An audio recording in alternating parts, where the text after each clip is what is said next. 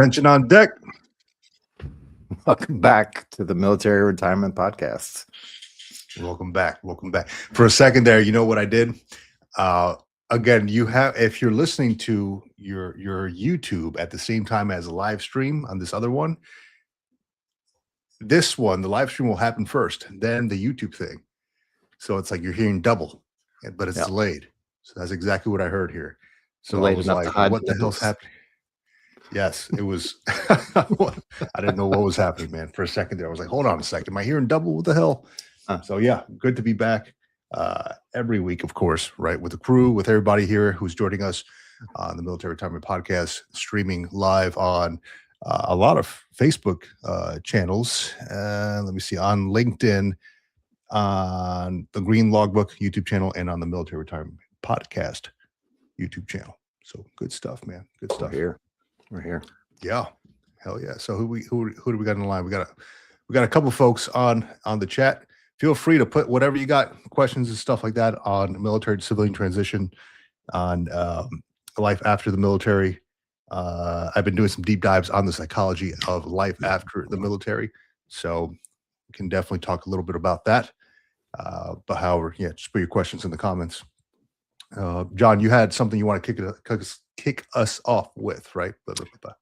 Yeah. I was. This is kind of an overarching theme that I've been noticing lately. The last few weeks, I've been reading some of these news cycles, not intentionally reading news cycles, but reading news cycles about stuff that's important to us as veterans, stuff that's important to people transitioning out of the military. And I start to see this pattern emerge. And when I see a pattern emerge, it makes like a little thing go off in my head. And then I want to post on Facebook about it and write blog posts about it and shit. So I'll start off with the easy lift for those folks who are trying to relocate outside of the United States and you're not going into a federal government job per se. Those folks are just ready to just get up, uproot. Maybe you're empty nester after retirement or after leaving the military, and you just want to uproot and move to Spain or Germany or Italy or whatever. Nice. Just be aware that, yes, some of those places offer citizenship paths, and some of those places offer longer stays if you have like a digital nomad visa. In some cases, maybe Spain. Italy, up until just last year, so around this time last year, up until that time last year, they were looking at people who had Italian descent in their families. So if your father, grandfather, great-grandfather, grandmother, whoever had Italian blood, migrated to the United States eventually at some point, started their family there, and they want to trace their roots back. The person who's the end result of all that wants to trace their roots back to Italy, they could. They would have to go through the process, and like every process in Italy, it's very, very lengthy. It's a lot of paperwork, a lot of stipulations that you have to meet. And so what they did last year was they said, okay, look, if you're 2 generations removed, then we are no longer going to validate your citizenship requirements for staying in Italy, right? And that's a big hit.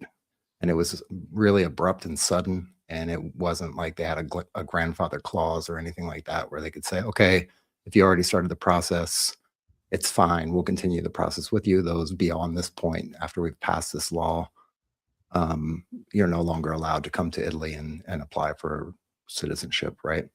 So it's left a few people in some tight situations, people who are maybe just going through the process right before they decided to pass this law. And so they had to basically like figure it out, stay on the ground, maybe go to a different country outside of the EU for a few months so they could come back and take it to court and fight it out in court. And again, everything in Italy is very long and drawn out, and it's not an easy process in any direction. But I say all that to kind of underscore, like, you got to be prepared for change. Like, we talk a lot about how you should prepare yourself for getting out of the military, how you should prepare yourself for having your finances in order, figuring out where you want to live, all those different things. And this is one of those kind of areas where a handful of people might find themselves in this kind of situation, but you got to understand, like, the same in the States, right? The States in the last, let's just call it 2 to 6 years, A lot of Mhm. things have changed as far as immigration, as far as Oh, applying for a visa. Like all those things have really changed abruptly over the last few handful of years. And it's not much different in any other country outside of the United States. So just to say, you got to be careful and have a backup plan and a backup plan. And not that you have to have a full drawn out backup plan, but just understand like, here's some of the downsides that may come. And here's some of the things we might encounter. And some of those might be some weird things that you just wouldn't expect to happen, like somebody putting a law in place and blocking everything that you're doing, right? Um, so so unexpected. you just got to be careful with that stuff and kind of calculate that into your plan of what you're doing as far as getting out of the military, or if you're retiring out of the military.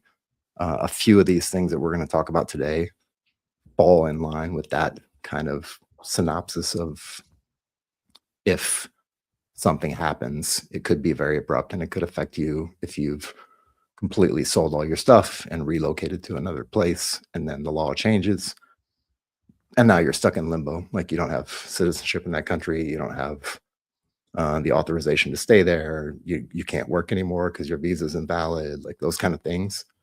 And you want to have backup plans to be able to enact those things. And also, I would treat it like an investment, man. Like any kind of investment that you do, whether you do it through a broker, you do it on yourself, on your own, online, or you're investing in stocks or crypto or whatever it happens to be, like understand that that's monopoly money, and understand that that money can very quickly go to zero, right? In any case, doesn't matter what you're investing in, whether it's Apple stock or crypto or whatever, like that money can go to zero and your plans can also go to zero.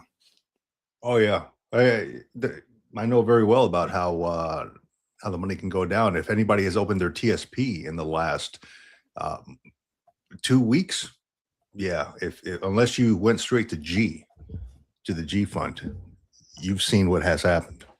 So yeah, I'll just keep it at that. The being places where you don't need to be, and that's going to affect a lot of things. I'll put it that way, Yeah. especially markets. So uh, I'm. It's funny you bring this all up. I was I was doing research recently on the on potentially places to move overseas. Somebody had mentioned, hey, the Philippines has a VA clinic out there, right? So Yep. in Manila, right? So you can't really be on the outskirts, but you have to be somewhere central to the central, like to the capital, which is I've never been, but from what I've seen, it's crazy out there anyway. Like the driving, I don't know if I want to drive out there. So, but that's where the VA is, right? Um, leave it up to them to put it in like the craziest freaking place for that's going to trigger a bunch of veterans. Anyhow, but a lot of all these other countries don't have like VA clinics or anything like that. So I mean, there's ways to get care. In some places, there's care. The care is lower cost than in the Yep. U.S. Right here. I mean, thankfully, a lot of us retirees have TRICARE. Some of them who don't rate TRICARE may have CHAMP VA, so that works out. Um, but a lot of that stuff doesn't transfer over to other countries. So yeah, I was kind of doing like not I don't want to call it doom scrolling, but just kind of looking up different places like relocation spots, where expats go, where a lot of veterans move to. Spoke to a previous guest. I think we had him on the military retirement podcast, or I might have had him on the Green Logbook.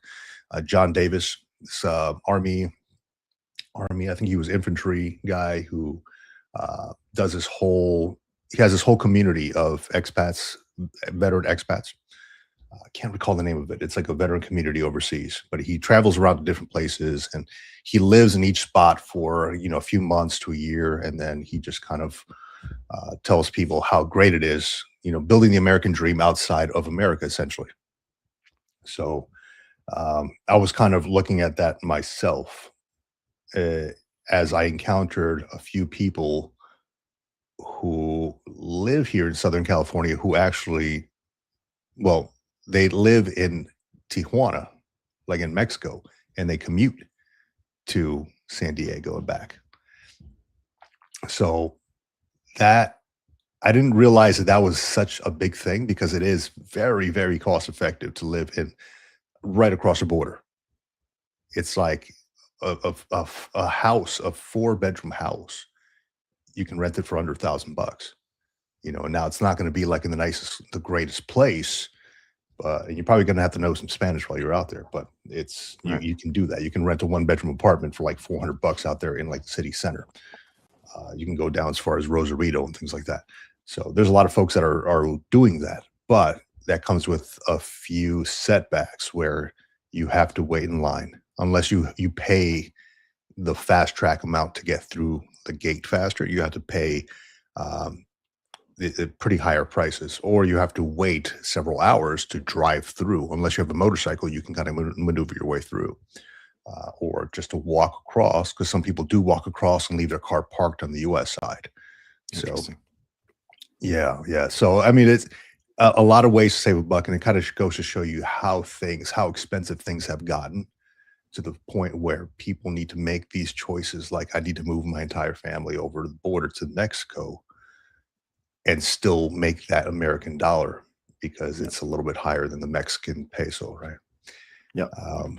It kind of goes to show you, like, a lot of us. It went to show me how good some veterans have it, some retirees have it, where we don't really have to worry too much about that. Like, we have that cushion where we can still get a job and all that. I made me count my blessings every day, dude. It did, just hearing that stuff. But I have been doing a little bit of research because, as I get older in age, want to expand a little bit. Maybe want to go visit somewhere else, live somewhere for 6 months at a time, and then come back to home base where I am now. So back and forth. Yeah. Plus, you can get better tacos on the other side of the border. I'm sure you could, but you know what? San Diego's got some exceptional Mexican food. So Yeah. I would put it like that. I mean, I even told you, right? You're going to be in Vegas at Tacos El Gordo. Yeah, I Okay. got it written down right here, actually. Tacos El Gordo, man. That is, it's a little bit, it's kind of a messy place. Not messy, it's organized, but there's a lot of stuff going on. So if you get triggered easily by like loud noises and people chopping stuff up and all that, and you just kind of have to stand in line somewhere. You got to hope that you're in the right line to order the stuff, because I think it's like it was in Spanish when I went over there, and I can read, I can speak Spanish and all that stuff. So I got in the right line, but I was seeing like these tourists come in. And you can tell these tourists by where they're wearing their friggin' Panama Jack hats and all that trash. And they're like, "Oh, where do we stand here?" I'm helping them. I'm like, "Hey, sir, if you want, cow brains, you got to stand over there. If you want cow tongue, you got to stand over here." And if you don't want cow tongue, then get the hell out because you're in the wrong place. Yeah, get the hell out of here. No, we got, hold on, real quick, going to the comments real quick. Yeah. Navy cop, man, good to have you, dude. My man is on his game every week. I love that you're here, brother. Good to have you. Let me see here. Sab's ex-husband. Interesting name. Yes. I got ELS from the Air Force. Can I still hang out here? What is ELS? I don't know. I'm looking it up now. All right. Well, yes. I mean, if you at one point raise your right hand and were in here, even if you didn't, if you want to hang out with a bunch of old vets, man, that's fine. Yeah, you're more than welcome. Hang out. I don't know. Well, I'm trying to make out what your profile picture is there, but I kind of want to take it off the screen now. Jeff Schwartz, what's going on? Doc Schwartz, man. May the Schwartz be with you. May the Schwartz be with you. That's it was Spaceballs, wasn't it? Spaceballs. They're making a new one actually. It's coming out. Really? Soon. Yep. Now, well, obviously it's not going to be John Candy. Who are playing the roles? Good question. Good question. I didn't look that deep into it, but I know I saw a couple of things from the director / writer who was like, "Yeah, we're gonna redo Spaceballs. It's coming back." So. Okay, half man, half dog, a Mog. I like it. I guess that's me, right? Half man, half devil dog, a Mog. I'm gonna have to get a shirt now, a Mog. All right, good. No, we had Doc Schwartz and I and a couple other folks had a really good discussion. Good morning, Mo Perspective. Good morning. I saw you on there. I like the profile picture, looking like, what is that? What the hell did you just say? No, we had a good discussion on another Veterans and Coffee meetup that we were just at, and it was exceptional. It was probably about 20 folks, right, Jeff? About 20 folks on there. We were just talking about life after the military, and kind of like a fireside chat type of thing. Like if you're at a smoke pit, just talking amongst each other, that type of stuff. So very good to connect with a bunch of other veterans, and just kind of going around the room, and whoever wants to raise their hand and impart a little bit of wisdom, because it is a mix of veterans and active duty military who are going to be either departing the service after a few years or retiring. Some are already retired. Some have been retired for a long time. So it's a great mix of folks, and really enjoyed our talk there, Jeff. Let me see here. We got, yes, Mo Perspective. Right now we are streaming on, oh gosh, is it my LinkedIn? Yeah, it's your LinkedIn. I think it's, Your okay, so LinkedIn, sometimes we alternate. Yeah. We alternate between my LinkedIn and then John's LinkedIn, and we also do it on Facebook too, Military Retirement Podcast on Facebook, and I think John, your personal one as well. Yeah. Let's see. Navy Cop says, I added some major updates to the project. Sent you an email about it. Created a bespoke training learning management system for veterans. Sent you an email. Hell yeah, dude. Looking for the email. This guy is on his game, man. I don't see the email. Maybe you send it to your email. Candy's son is playing Barf's son, I believe. Oh, okay. John Candy's son. Got it. I was trying to put two and two together. I was trying to figure out what that sentence was, but I got it. Barf was the Mog. Gotcha. Yeah. Damn, it's still early, man. It's only 8:19 here where I am. It's still early. Get access.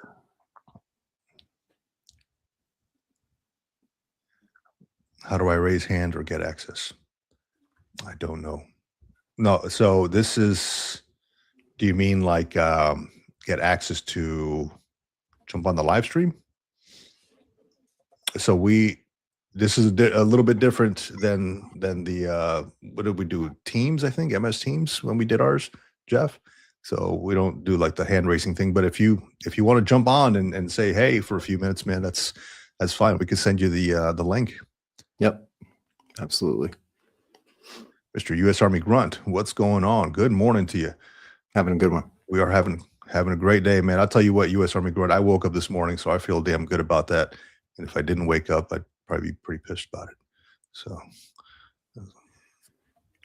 as long as you weren't smelling bird and toast. That's all I smell, bro. Even when I'm not cooking toast, making toast. All right. So good stuff, man. But yeah, we had a great conversation. A bunch of veterans come together and just talking about life after the military, after the service, and all that good stuff. So what I had written down here. Well, before I get into that, I wanted to ask you, John. I can't recall how old you are, man. You don't have to tell me. I think you might be like a year or two older than me. Here we go. No, you might be maybe like a year or two older than me. I don't know. I'm 42. You might be a year or two older than me. But 42, the Army raised their waiverable age to 42. Seems like they're trying to bring people into the service at a later age. Now, this can work both ways, right? At 42, you already start feeling your body break down a little bit, right? If especially after 2 decades of service. Now, Boston Rob had put something in my comments when I put it on a post recently. He mentioned, hey, look, with the potential of having folks the age of 42 and up, meaning they're going to be like 50 halfway through, 50 something halfway through their career, right? If they joined at 42 or 40 or something like that, you potentially have people coming into the ranks with a lot of life experience and a lot of technical experience, you know, if they choose the right people for the right technical positions, the right technical jobs. Now, if you get a bunch of like knuckleheads who have nothing else going on and they just want to join something, well, you know, there's a potential for them to learn while in service. But if you have professionals that are coming in to join and have lived a life and have had that technical experience, that life experience, and they have a lot to provide to the service, I think. And wanted to get your thoughts on that, John. Yeah, I've probably read like 8 articles on it now so far, and it's just, I guess because I'm an Army guy and it interests me when they do things in the Army, and it's, I mean, really all they're doing is aligning with all the other forces. Like the Air Force has already done this, the Navy's already done. I'm not sure about the Marine Corps, but everybody else seems to have already done all this kind of stuff, like raise the entrance age, right? So 42. I'm not 42. I'm a 76 baby, so a tiny little bit older, not by much. I don't feel that old, but I definitely am that old. So, yeah, I don't know if I would be joining back up at 42. Maybe it depends. It really depends. And you're correct. They are looking to find more experienced people to fill some of these roles. I wouldn't be surprised if they took some of these people and fast tracked them to warrant officers, because I know in a couple of the articles I read and some of the Army Times stuff, they're talking about increasing the amount of warrant officers they have. Warrant officers, if you don't know, are the technical experts in their fields, whether it's legal, cyber, avionics, whatever it happens to be. They've been doing it for quite a long time. Yeah, there you go. And then they get the opportunity to become that gray area between an officer and an enlisted member. They're officers, but they're just a rung below a regular office. So wait until you hit 60. So you're gonna be showing up to your retirement ceremony in a walker. I'm showing up to the podcast today in a walker. My shit's hurting, dude. Yeah. No, but honestly, 60 is very young still. You know, I see like 60-year-olds out there, like my parents are in their 60s. And I'm like, okay, well, they're traveling, they're doing things, you know. I'm like, that, I mean, that seems young to me. Maybe it's because it's the different perspective when you're younger. Like in the military, when you were younger, when you were in your 20s and you see like some old crusty first sergeant, this dude was probably like 35 or 30, 37, but he's like, man, how old is that guy? He's like, oh, well, he's like 37, right? Yeah. But now it's like the perspectives are a little bit different there. I think the one thing that I noticed the most, especially like now that I'm starting to get to that half a century age, I noticed that there's people that are my age that are not necessary. They look like they're that age, right? I don't look like I'm that age. Like if somebody sees me on the streets, they're not going to say, oh yeah, you're XYZ age. I guess 49. I stopped counting, but I think 49 is what it is officially right now. So what I come to understand is I've spent half of my life, or actually a good majority of my life, like being athletic, whether it's being athletic in school, being athletic in the military, training all the time. Like I haven't really had but a handful of years where I wasn't actively like training all the time, kind of like right now, I'm not training all the time.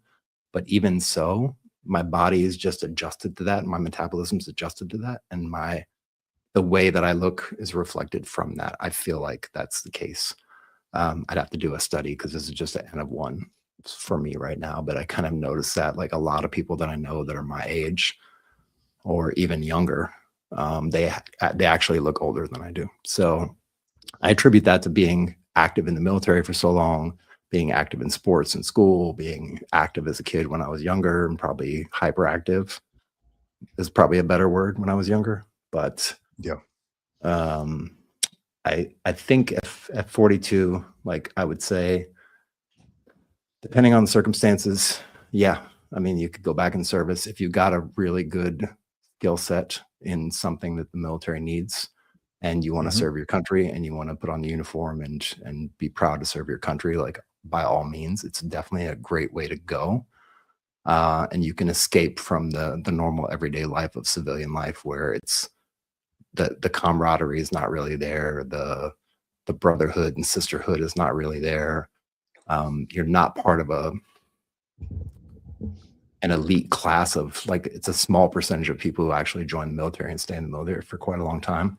And then once you get into those ranks, like warrant officer, or if you're a major or a colonel or whatever, like those are kind of the single digit percentages of the human population, right?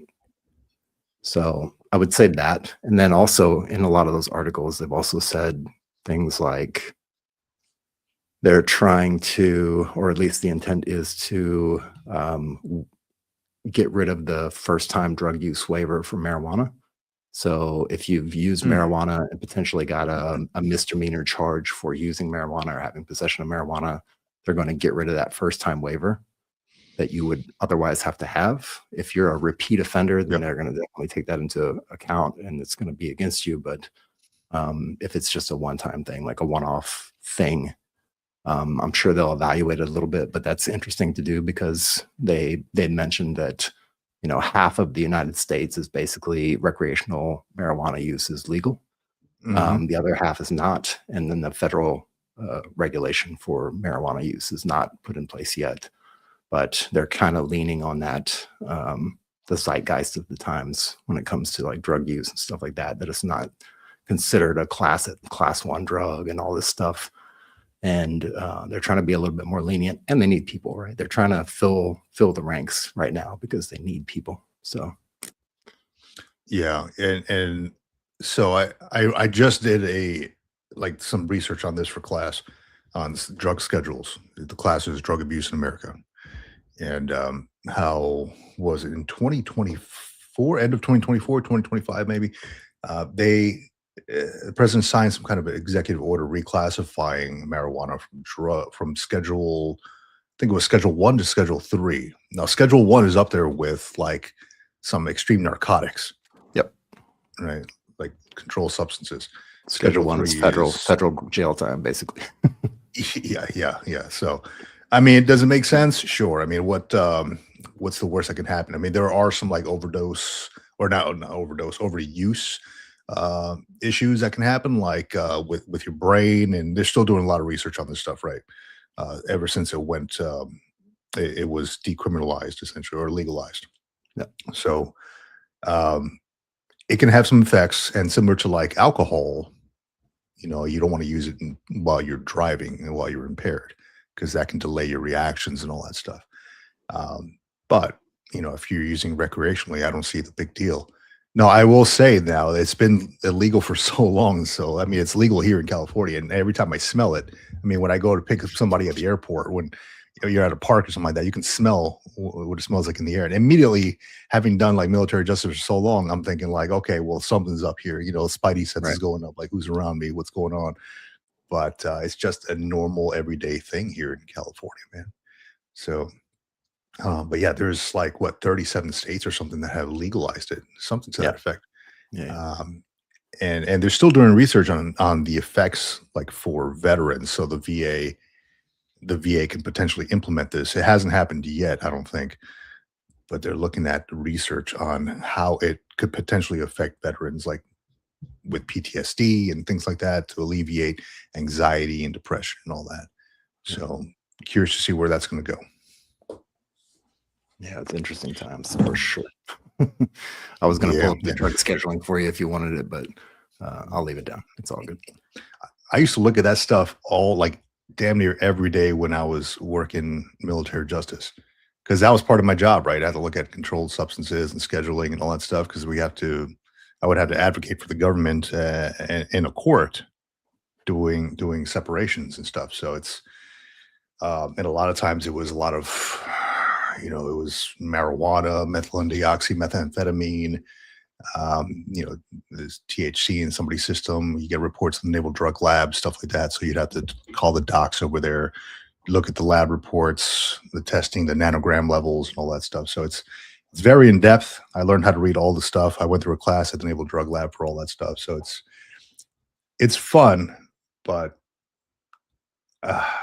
in my experience, a lot of the people who got hit up for drugs in the military were somebody who had done it outside of the military already. There weren't many or any that I remember that were like first time. Hey, this is my first time use. A lot of them had like drug waivers. So, I mean, not saying that everybody's going to be doing drugs if they have a drug waiver, but it's a potential. Yep. If they're looking to bypass that. All right. So with that, we got Dr. Jeff Schwartz on the line. Let's bring him up for a few minutes and see. Let's talk to Dr. Jeff Schwartz. Too many poppy seed bagels. You said poppy seeds. Dr. Schwartz, what's going on with you? How you doing? How you doing, sir? Hey, morning. How are you today? Hey, Throw you very in. good to see you. John, nice to meet you. I'm Jeff. Nice to meet you. I'm gonna throw in the middle, so you're in a warrant officer sandwich now. Okay, awesome. The officer needs to duck then, right? All good. Just wanted to kind of explain potentially a little bit further if you want. I typically have the OSO come out to one of my classes always, and when I run some leadership type courses, I have the OSO. For those that don't know what that is, it's the Officer Selection of the Marine Corps. Because unlike the other services may or may not know, you can't just sign up to be an officer. You have to be selected. So there's a whole process to that. And that being said, they just gave me some new information regarding the medical/recreational marijuana. Also, being in New Jersey, we are very much like a really strict state, but we are the only state that allows cops to do marijuana, which blows my mind how that went through the AG's office. I have no idea. Pretty good. And the reason, I'll fall back to what Vic was kind of alluding to earlier, is that we can't extrapolate. We can't figure out, like with a DUI, we can figure out how long somebody's last drink was, and we can kind of figure that out. With the THC levels that may or may not be in somebody's system, you're not going to know. So, God forbid you get involved in some kind of critical incident, or you're driving a vehicle, get into a crash, whatever there might be. There's really no way to know when the last time you did the marijuana. So it's great that it's not a Schedule 1 anymore. It's Schedule 3. Schedule 1 means it has no legitimate use in any way, shape, or form. So that's why it's a Schedule 1. Oh, darn, my mic, huh? Maybe I'm on the wrong mic. Stand by a second. Yeah, I hear like a little fuzzy noise in the. Yeah, I'm on the wrong mic. That's why. Happens Okay. to us all. Is this better now? Because Oh, I'm yeah. on a better mic now. Way better, way better. Yes. Yeah. Yes. Didn't realize that. I forgot I had to change my settings. So thank All you. good. All Nobody good, all wants to good. repeat what I said anyway, so it's okay. But anyhow, with the idea of this whole first use thing, yeah, for sure. If somebody has done it more, just be honest. You know, that's the idea. Mhm. And just let people know what you have done, and kind of think about that. If you're interested in getting in the career, whether it be military, law enforcement, just stop it and then figure it out from there. Yeah. Kind of hard, you know. They do and will potentially make it actually legalized. Right now, it's just decriminalized. So you never know what's going to happen with the federal law and with the VA. You don't know. I mean, there are some legitimate uses for it. So could that happen? That would be great.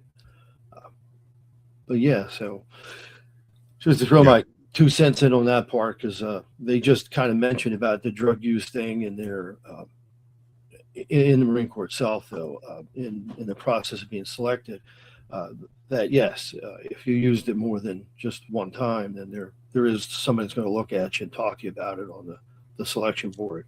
But you know, that may come to Yeah. And then when you look at like the enlistment documents, that's one thing that I would always look at doing, like the admin separations and the whole process. The enlistment documents, when you do something like that, when you have a waiver, it'll show, I think it's like a YYY enlistment code or something like that. And the recruiter would just put it in there manually, right? And one thing that would be eye-opening to like the members of a board during an admin set is when somebody would bring up, hey, look, this is not this person's first time using this. They know what it feels like. They have felt those euphoric effects. So they know what they were getting into. Look at here, they have a drug waiver, so they know exactly what they were doing. Yep. That won't work well for the defensive side.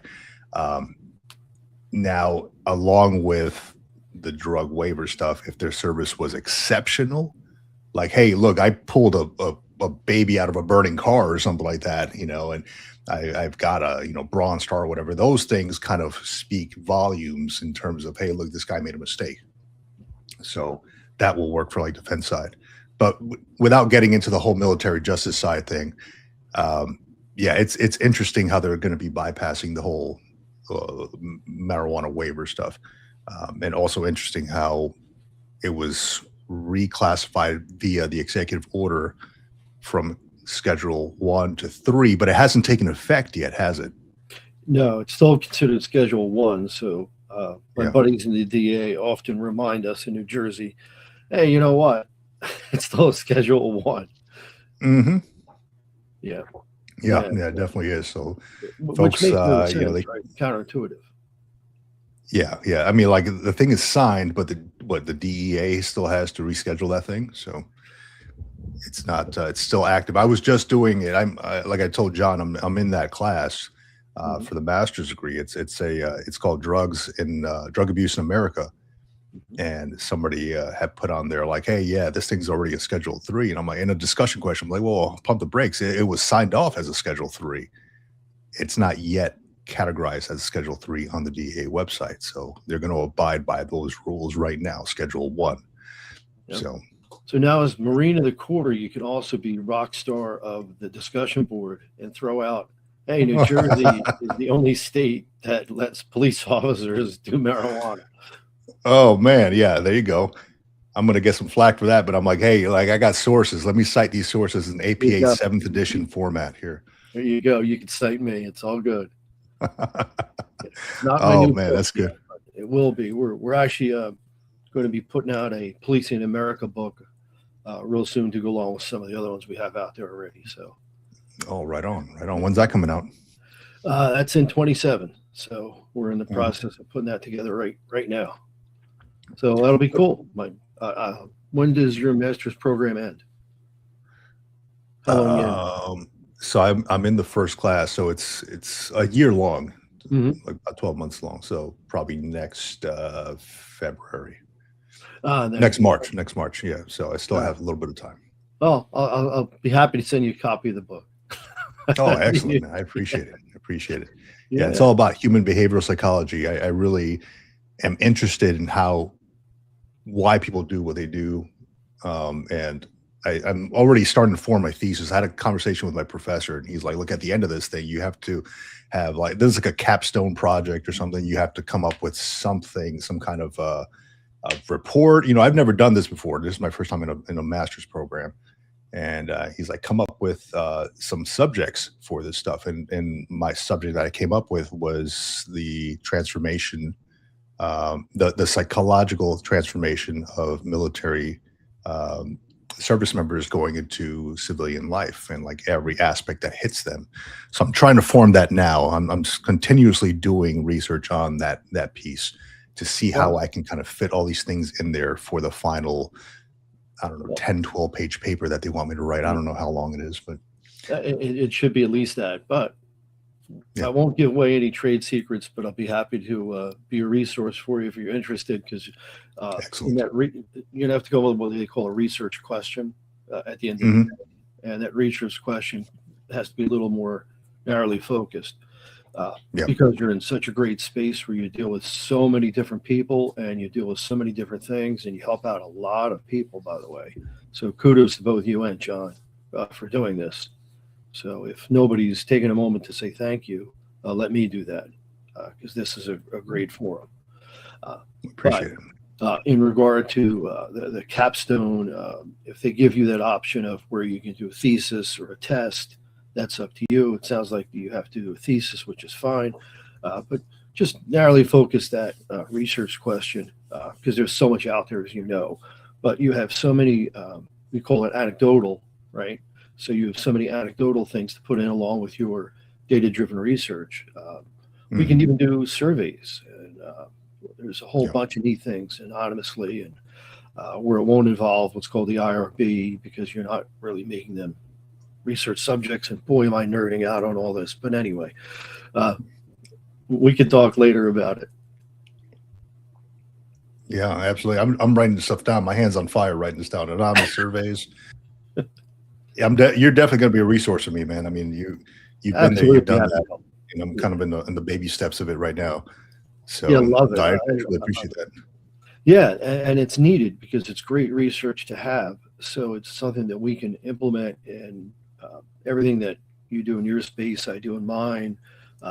That happens on the podcast that you just mentioned. So bunch of people could benefit from something like that, and then having that knowledge. The other thing is, if you checked out on the security side of things, ASIS, the Operation Career Change, really, really good resources. So it takes every branch of the military, if we haven't discussed this before, and what it does, it takes the terminology that you would have in Army, Navy, Marines, whomever, and it says, okay, well, I did this, but this is the private sector terminology. So you can kind of look it up and really formulate your resume pretty easily. And then if you wanted to, you could take it to a professional who, we know many who offer that kind of service, but at least he'll give you a start. So knowing that is a really good thing.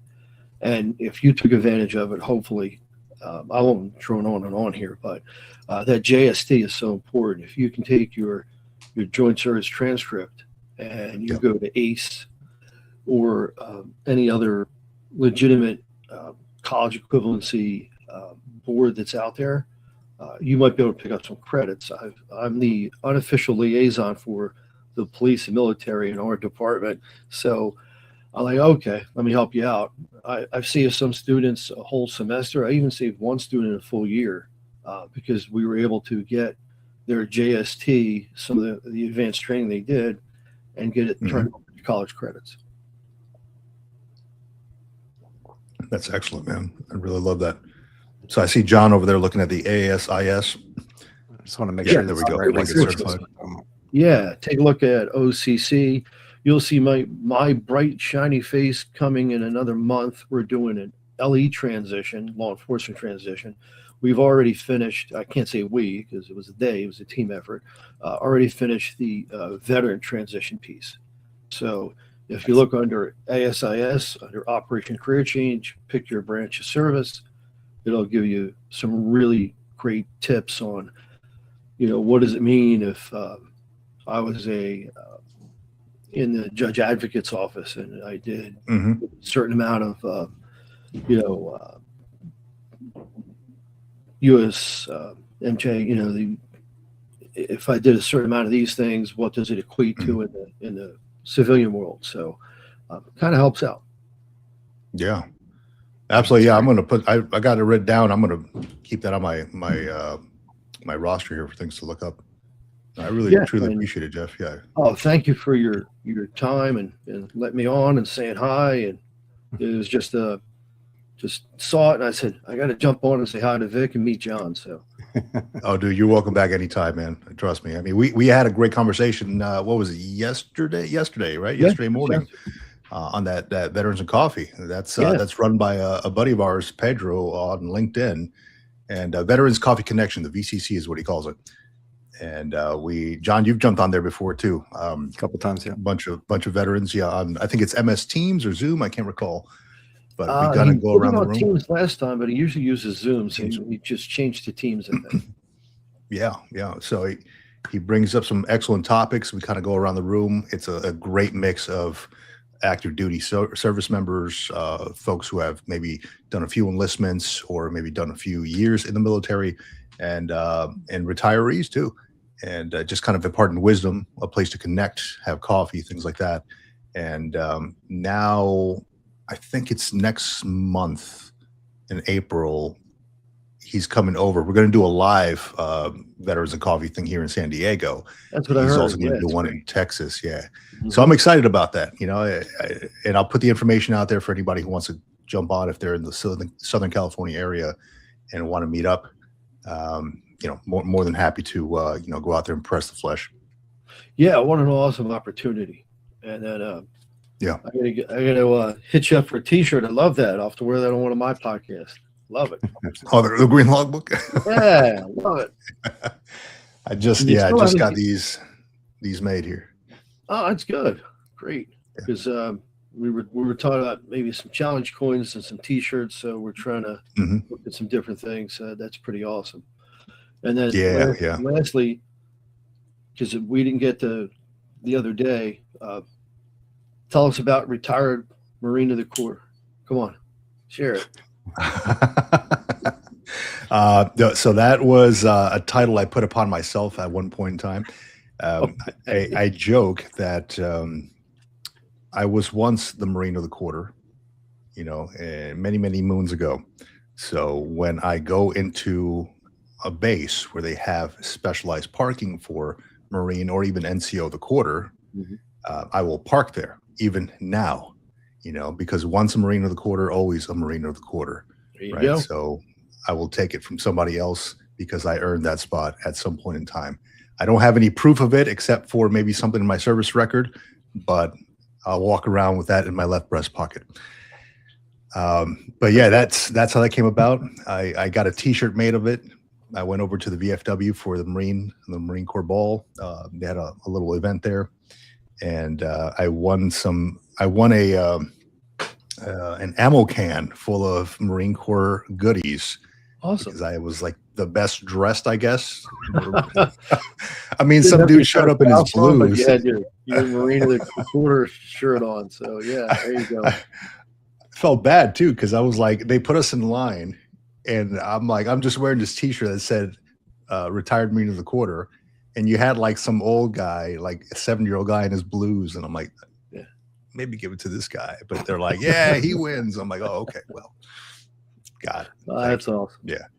Yeah. So it's fun.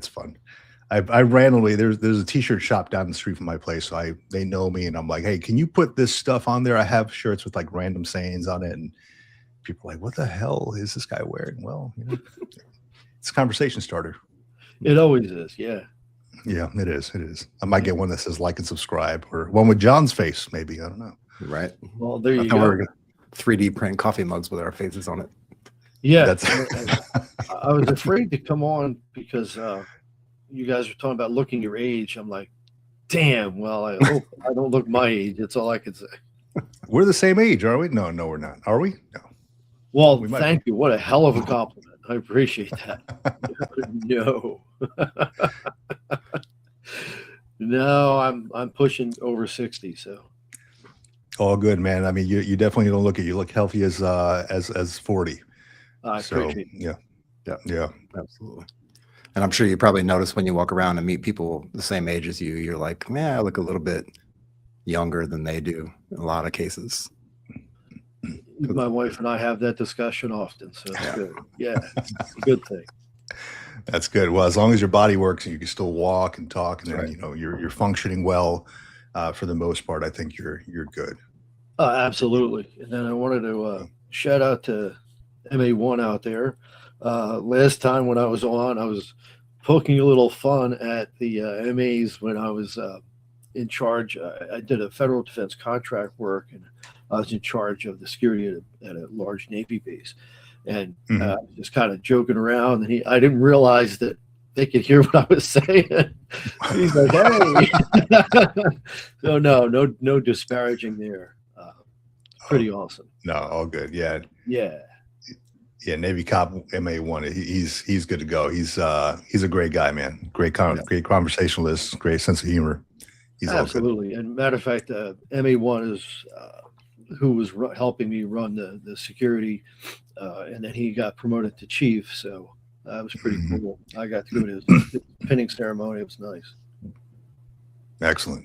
Excellent. Amazing. Let me see. I thought I saw a question on here. Maybe you can help us out with that, Jeff. Charlton Zimmerman had a question. How could a drug conviction get a security clearance through the FBI in the military? Yeah. So as far as getting it through a security clearance, that would be dependent upon what branch you're in and what they say. But if it's through the FBI, they're going to run a different type of background check. And since it's still considered a Schedule 1, if you had done marijuana, they actually quantify it sometimes. Matter of fact, the DEA itself will let you have up to 3 uses of marijuana before they consider it being a big issue. The whole idea behind this is just be honest about it. And then they can figure it out. As you know, in the military, they, depending if you're going for a secret or a TS, top secret, so it's going to be depending.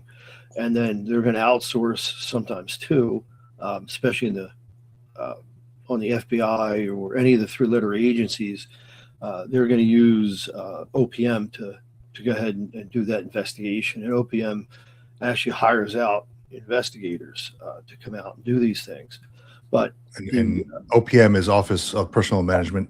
Thank you. Yes, I was going to mention that. But when I start down my road of 3-letter agencies, I often forget to quantify it. Yeah. All good. So, all good. FBI is a little bit different. DEA itself, who has the 2 branches, they have the criminal end, they have the diversion end. So that's who will actually figure out and bring in the scheduling of the drugs. And they're the ones that do the compliance, piece. They're not necessarily sworn agents, but they are part of the diversion, and they can certainly shut a doctor's office down or whomever.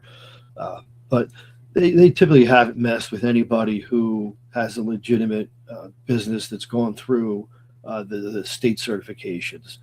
They're looking for the people who are doing the illicit side of things, of course.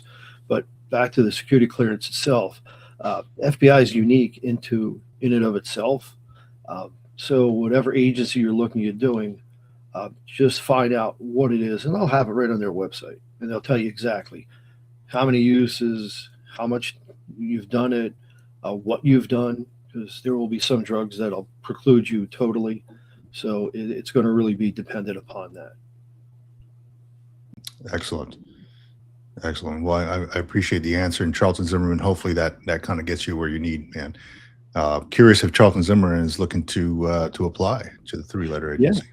So the interesting thing about the FBI, it's the only one that requires 3 years of work experience prior to applying. All the other 3-letter agencies will let you just kind of join in. A lot of them will also use military experience and substitute, so you can look into that. A lot of the state police agencies, of course, will use either 60 credits or a bachelor's degree, depending upon which one, but they also all can substitute military experience also. So military is great. People always ask, and I guess you guys must get this question all the time. If I'm interested in being a cop, do I have to go to military? Is that going to help me? Well, it's going to help you in any way, no matter what job you go into, because it's going to give you all those things that you guys were just talking about at the very beginning about mission, purpose, discipline, that kind of thing. So it's going to help you anyway, right? Can it be a bad idea? Absolutely not. The other good thing some people don't know, and especially the younger folks that might be out there listening, with the pension system, which I heard you guys talk a little bit about, TSP and things like that, you can buy back your military time in most of these agencies, whether it be federal, state, or even local, because local falls into the state typically. And then you can do less time. So an example is in New Jersey, they changed it from 25 years of service in law enforcement to 30, which is a very, very long time to be in law enforcement. But if you bought back your 5 years of military time or 4 years, whatever it is now that the minimum is, you can now do literally 26 or 25. So, but buy it back early because it's cheaper. Yeah. Good to know. Good to know. Well, damn. Well, good. Thanks Jeff, for man, having me on. I appreciate yeah, it. it was great having you on, man. Just a plethora of information, man. Just you're a force multiplier, and it's great to have you on and talk to you anytime you're around, man.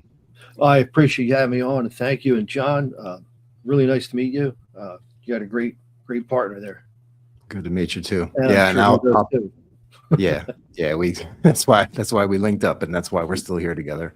Makes I'll, sense. I'll definitely be reaching out. I have definitely some questions if you've got the time and the bandwidth. I'd love to sit down with you and chat about book writing and book publishing if you ever want to get into Absolutely. Boy, do I have some lessons learned on that one. So Okay. for sure. So bandwidth always, the time I just make it. So Okay. yeah, we'll make the time. That's for sure. So, sounds good. Sounds good. Excellent. Yeah. Excellent. Appreciate it. And Vic, hit me up on the academic side if you're interested. I'll help you out. No problem. Oh, And by the definitely way, just in case somebody's listening on the IRB side, which is the people who look at the research things, I'm not going to give away anything. He's doing the work. I'm just going to advise. All right. Well, I appreciate that, Jeff. All right. Gentlemen, Thank thank you for having me. I'll be listening. So, Oh, thank you. anytime, buddy. Yeah. Always a great time to have Jeff on, man. Always a great time. He's such a good attitude too towards everything. Yeah. Love that. Yeah. Real quick, gonna go to the comments here real quick. Love yourself, BJ4SI, Semper Fidelis, Semper Fi. Love that, Semper Fi. Let me see. 660 Love, great to have you on here. Definitely great Sunday. TGLB, the Green Law family. Okay, I appreciate that. Like and subscribe always.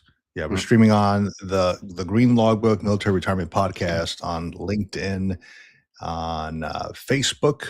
So on the Military Retirement Podcast Facebook page. So definitely hitting up all these different spots. Jason Beer, always happy to have you on here, buddy. Welcome, welcome. Mac Dude 04. Does the award and parking spot come with crayons? So no, I wish it did.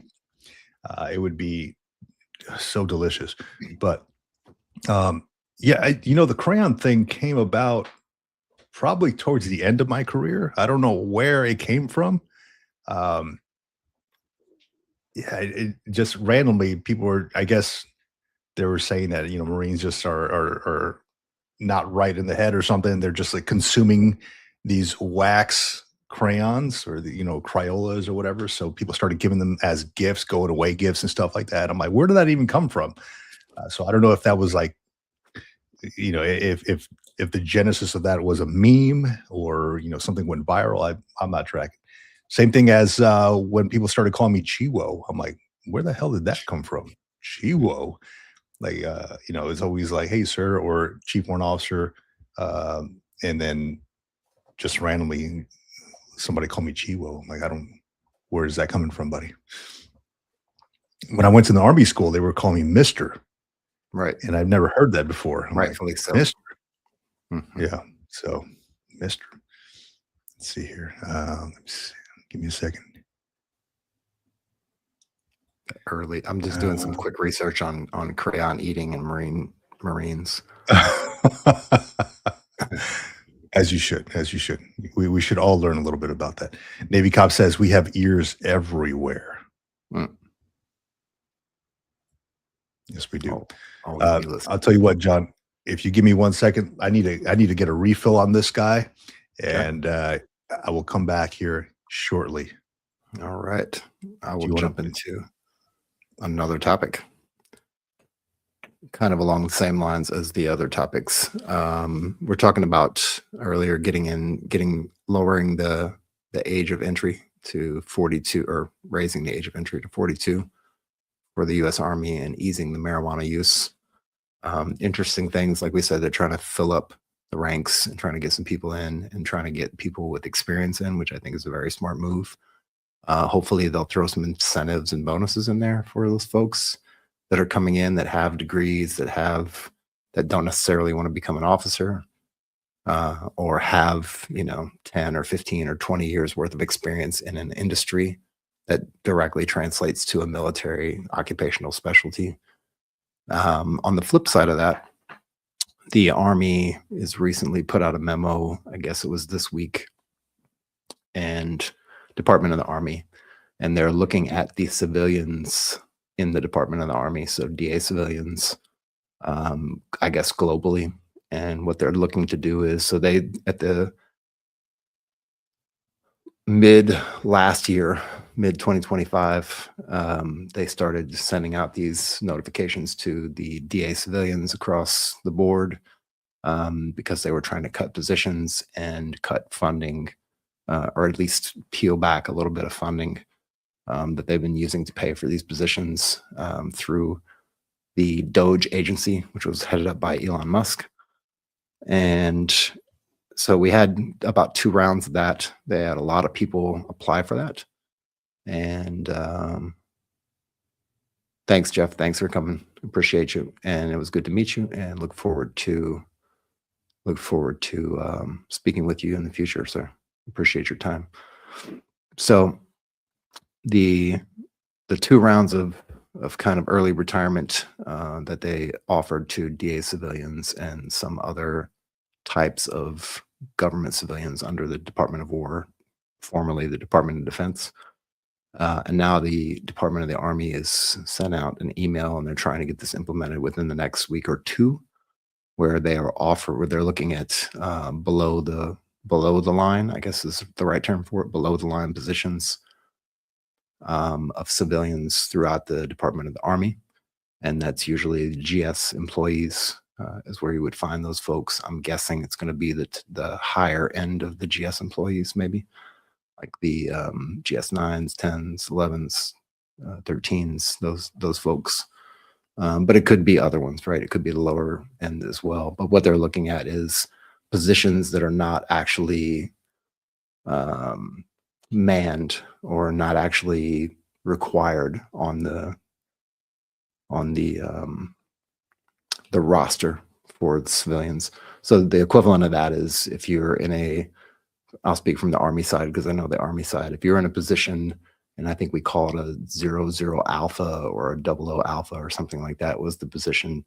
And it's basically an excess position in the military for the Army, where if they don't have somewhere to send you or they need to fill somewhere for operational purposes, they'll set up these positions in different commands where they can just throw like an E7 or an E8 or a W2 or whoever into those positions to be able to man that position, and then also be able to function operationally. So they have, I guess, a lot of positions in the Department of the Army for civilians as well that fall under that same kind of category where it's just an excess position.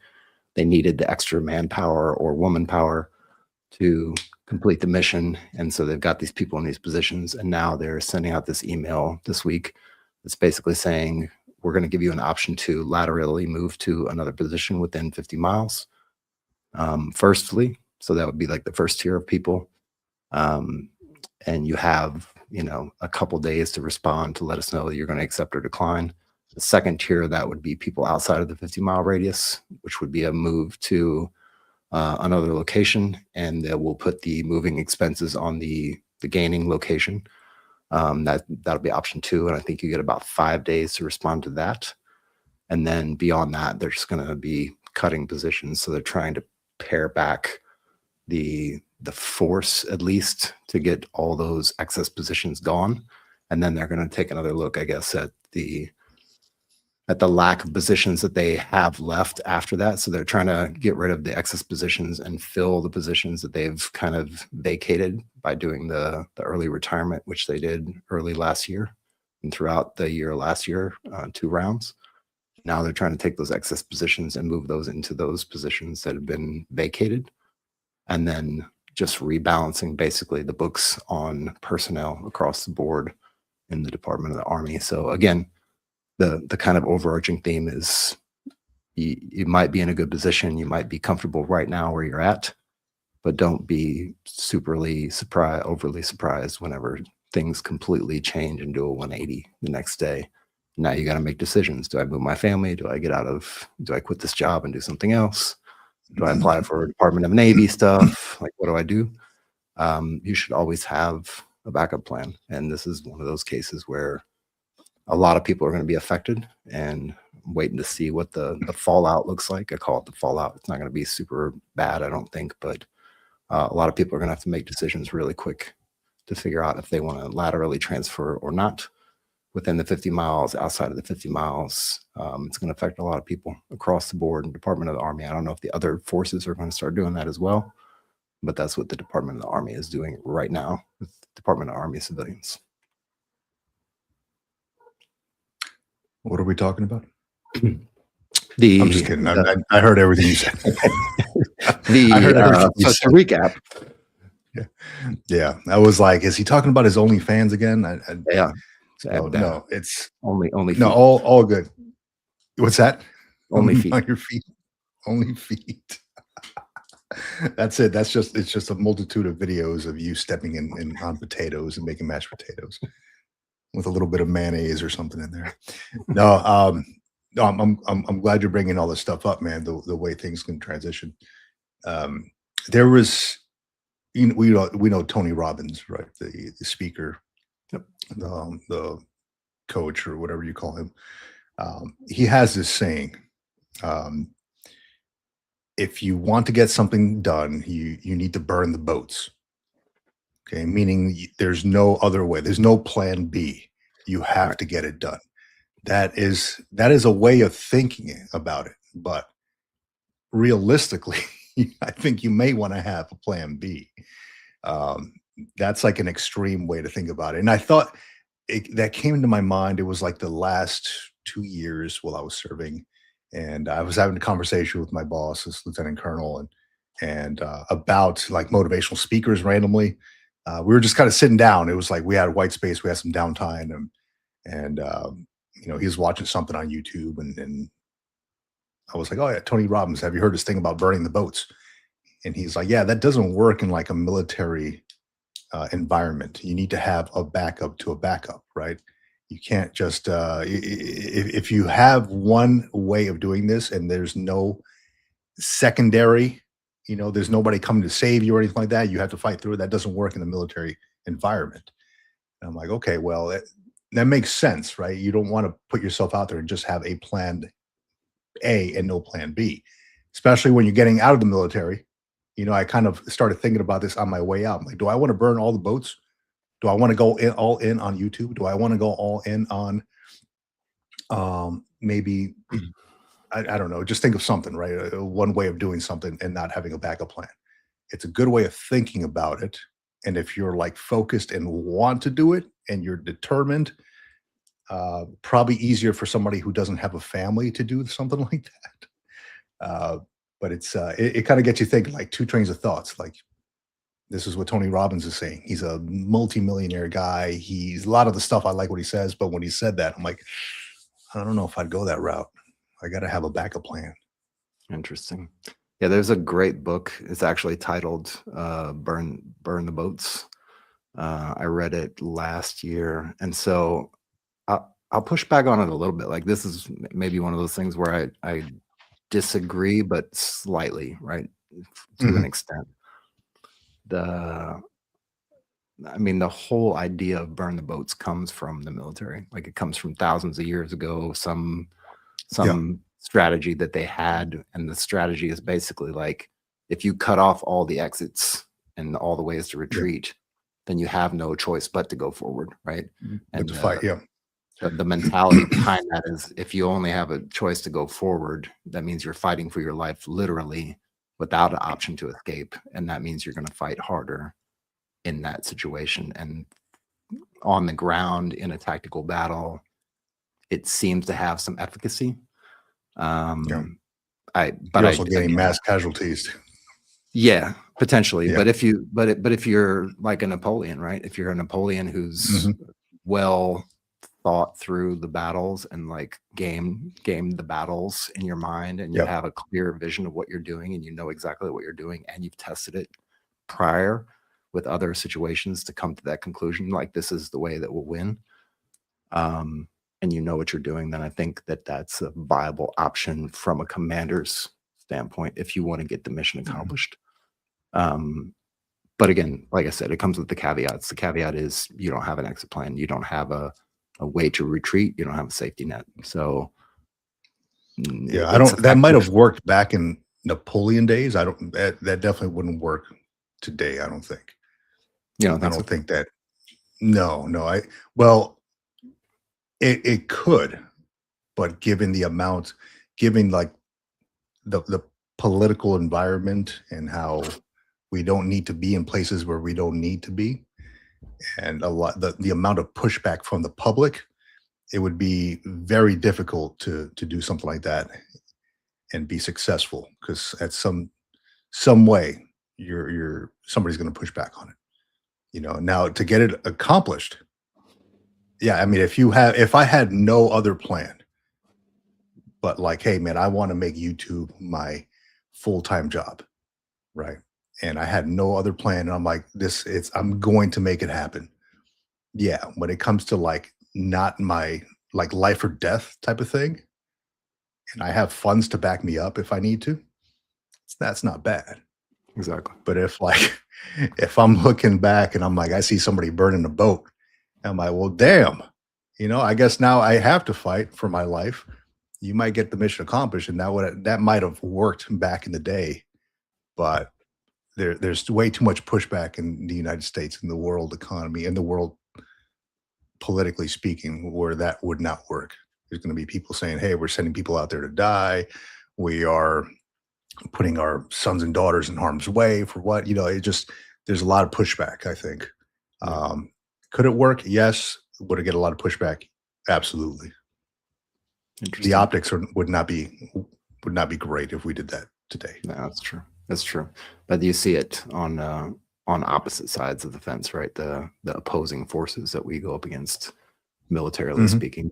But also, if I look at like, and again, this is just me making an observation about a lot of things that I've seen and people I've talked to and what I've read, and it seems like the folks that have the most success in business and in their careers are ones who have exceptionally taken that to heart and like literally made it their goal to do it or die trying, basically.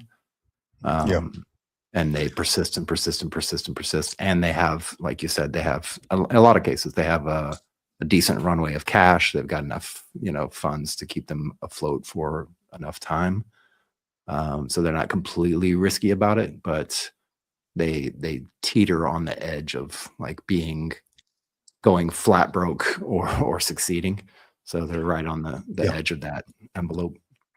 And I get it. If you have no other way of succeeding, you have no choice but to make it happen, right? Yeah. Just make it happen some way. You will find out a way to complete the mission. And I like what Patrick FPNW on here said in the comments here.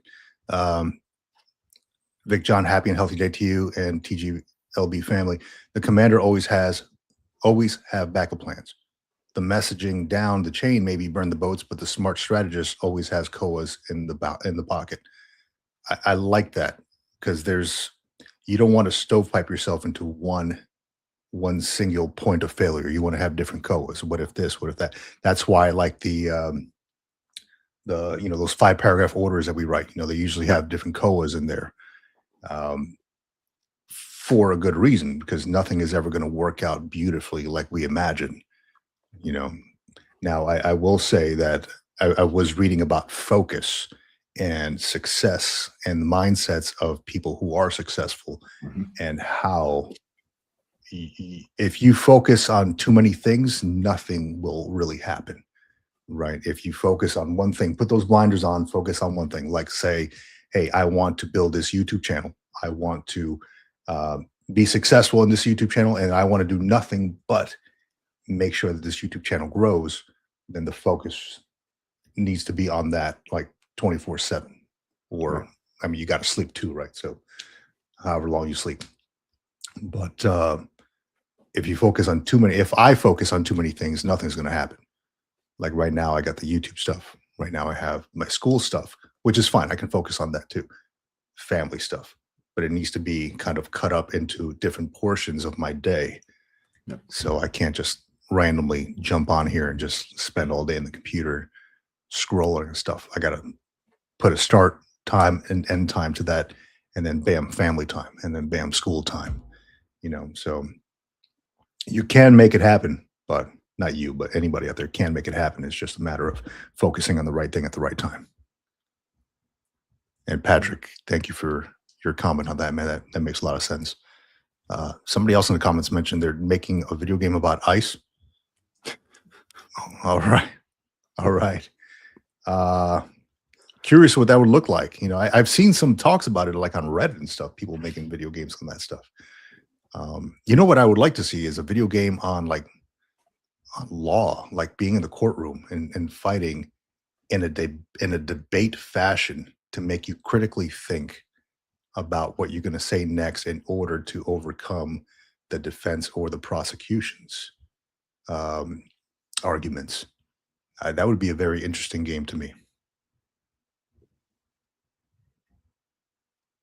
You should make that. I should, right? Big John, thanks as always for the wisdom. You guys are making such a difference. Trident looms 485 and a wake up. Yeah, it's awesome, man. Nice. It's coming, dude. It's coming. I love that. It's gonna come quick. And look, John, man, let me tell you, man. Let me tell you, this has been on my mind for just really overnight. I was on the phone yesterday with a Navy chief. Right, we were talking on the phone, and this person's going to retire this year. Okay. This person mentioned that they are getting zero assistance from their command. And when I retired, I don't know if it was the same for you, but when I retired, I had somebody assigned to take care of my retirement stuff. Okay. It doesn't happen for everybody, but like the retirement, the order and stuff like that usually gets done by like the admin section or somebody. I didn't have to do my own order for retirement, right? The order of whatever processes or whatever protocol. So I didn't have to do all that stuff. That was like the S1, yeah. So that was one of those. So we kind of farmed that out there, and this dude was telling me. He's getting no help from his unit, from his command. That his command is run by a few reservists. Now this gentleman is active duty, right? And he asked his commanding officer if he would be his presiding officer, and he was met with he may be too busy to do that. And I'm like, well, I mean, I see that as kind of like an honor thing, right? Like if somebody asks you to be the presiding officer, I'm like, oh man, what an honor. Right. He said, we'll see. I may be a little bit too busy to do that. This is after a conversation that they had about, now mind you, this guy is retiring in a few months, and the CEO told this guy, from what I understand, that he needs to step it up because he needs to show up to the meetings. He needs to step it up. Now, the meetings that this guy has been missing have coincided with his medical stuff because he's doing all his VA, disability stuff. So, he's kind of in the outskirts of the country, and he's not with like a fleet command or anything like that. So, he's like, yeah, he's going to do his retirement ceremony, but he's got like nobody to support it. So I'm wondering, like, for one, what a freaking command, like the audacity of this shit, like for somebody to come out and say, hey, look, maybe, I don't know, I may be too busy to be your presiding officer. Now I don't know. I have not seen any fit reps. I don't know if this person's like not a very good, sailor or whatever. I've had talks with this person before, and from what I understand, this person does everything that the command asks and more, and has gone without fighting back, has gone everywhere that they needed him to go. So it doesn't sit well with me that people are like, the command is treating him like that, and potentially he has nobody. You know, he wants to do the watch, you know, the watch, that whole "we have the watch" speech that they do. Mhm. You know, nobody will step up to do that for him. I myself put it out there. I was like, look, dude, man, if I'll be honest, man, like if you need me to fly out there, like I will drop 20 pounds to fit into my damn blues here in a few months. Like I'm dead serious. I will do that for him. I'm like, if you cannot find a presiding officer, it would be my freaking honor to do that for you. Right. I got no qualms about it, man. Just because I feel so strongly about it. But it opened my eyes because my command was good to me when I left the service. I did everything that was asked. I had a candid conversation with my OIC and the CO. Like, hey, look, I'm focusing on my retirement stuff, my family, where we're going to live, what we're going to do. You know, potentially terminal leave. What I'm, you know, next job, next life. Right. I'm focusing on this last year. I'm not going to. I'm not going to just completely leave from the mission. I'm going to have two people set in place here. I got a gunny and a staff sergeant. They're going to help me out with this. But man, it was really eye opening. The what a shit command this was.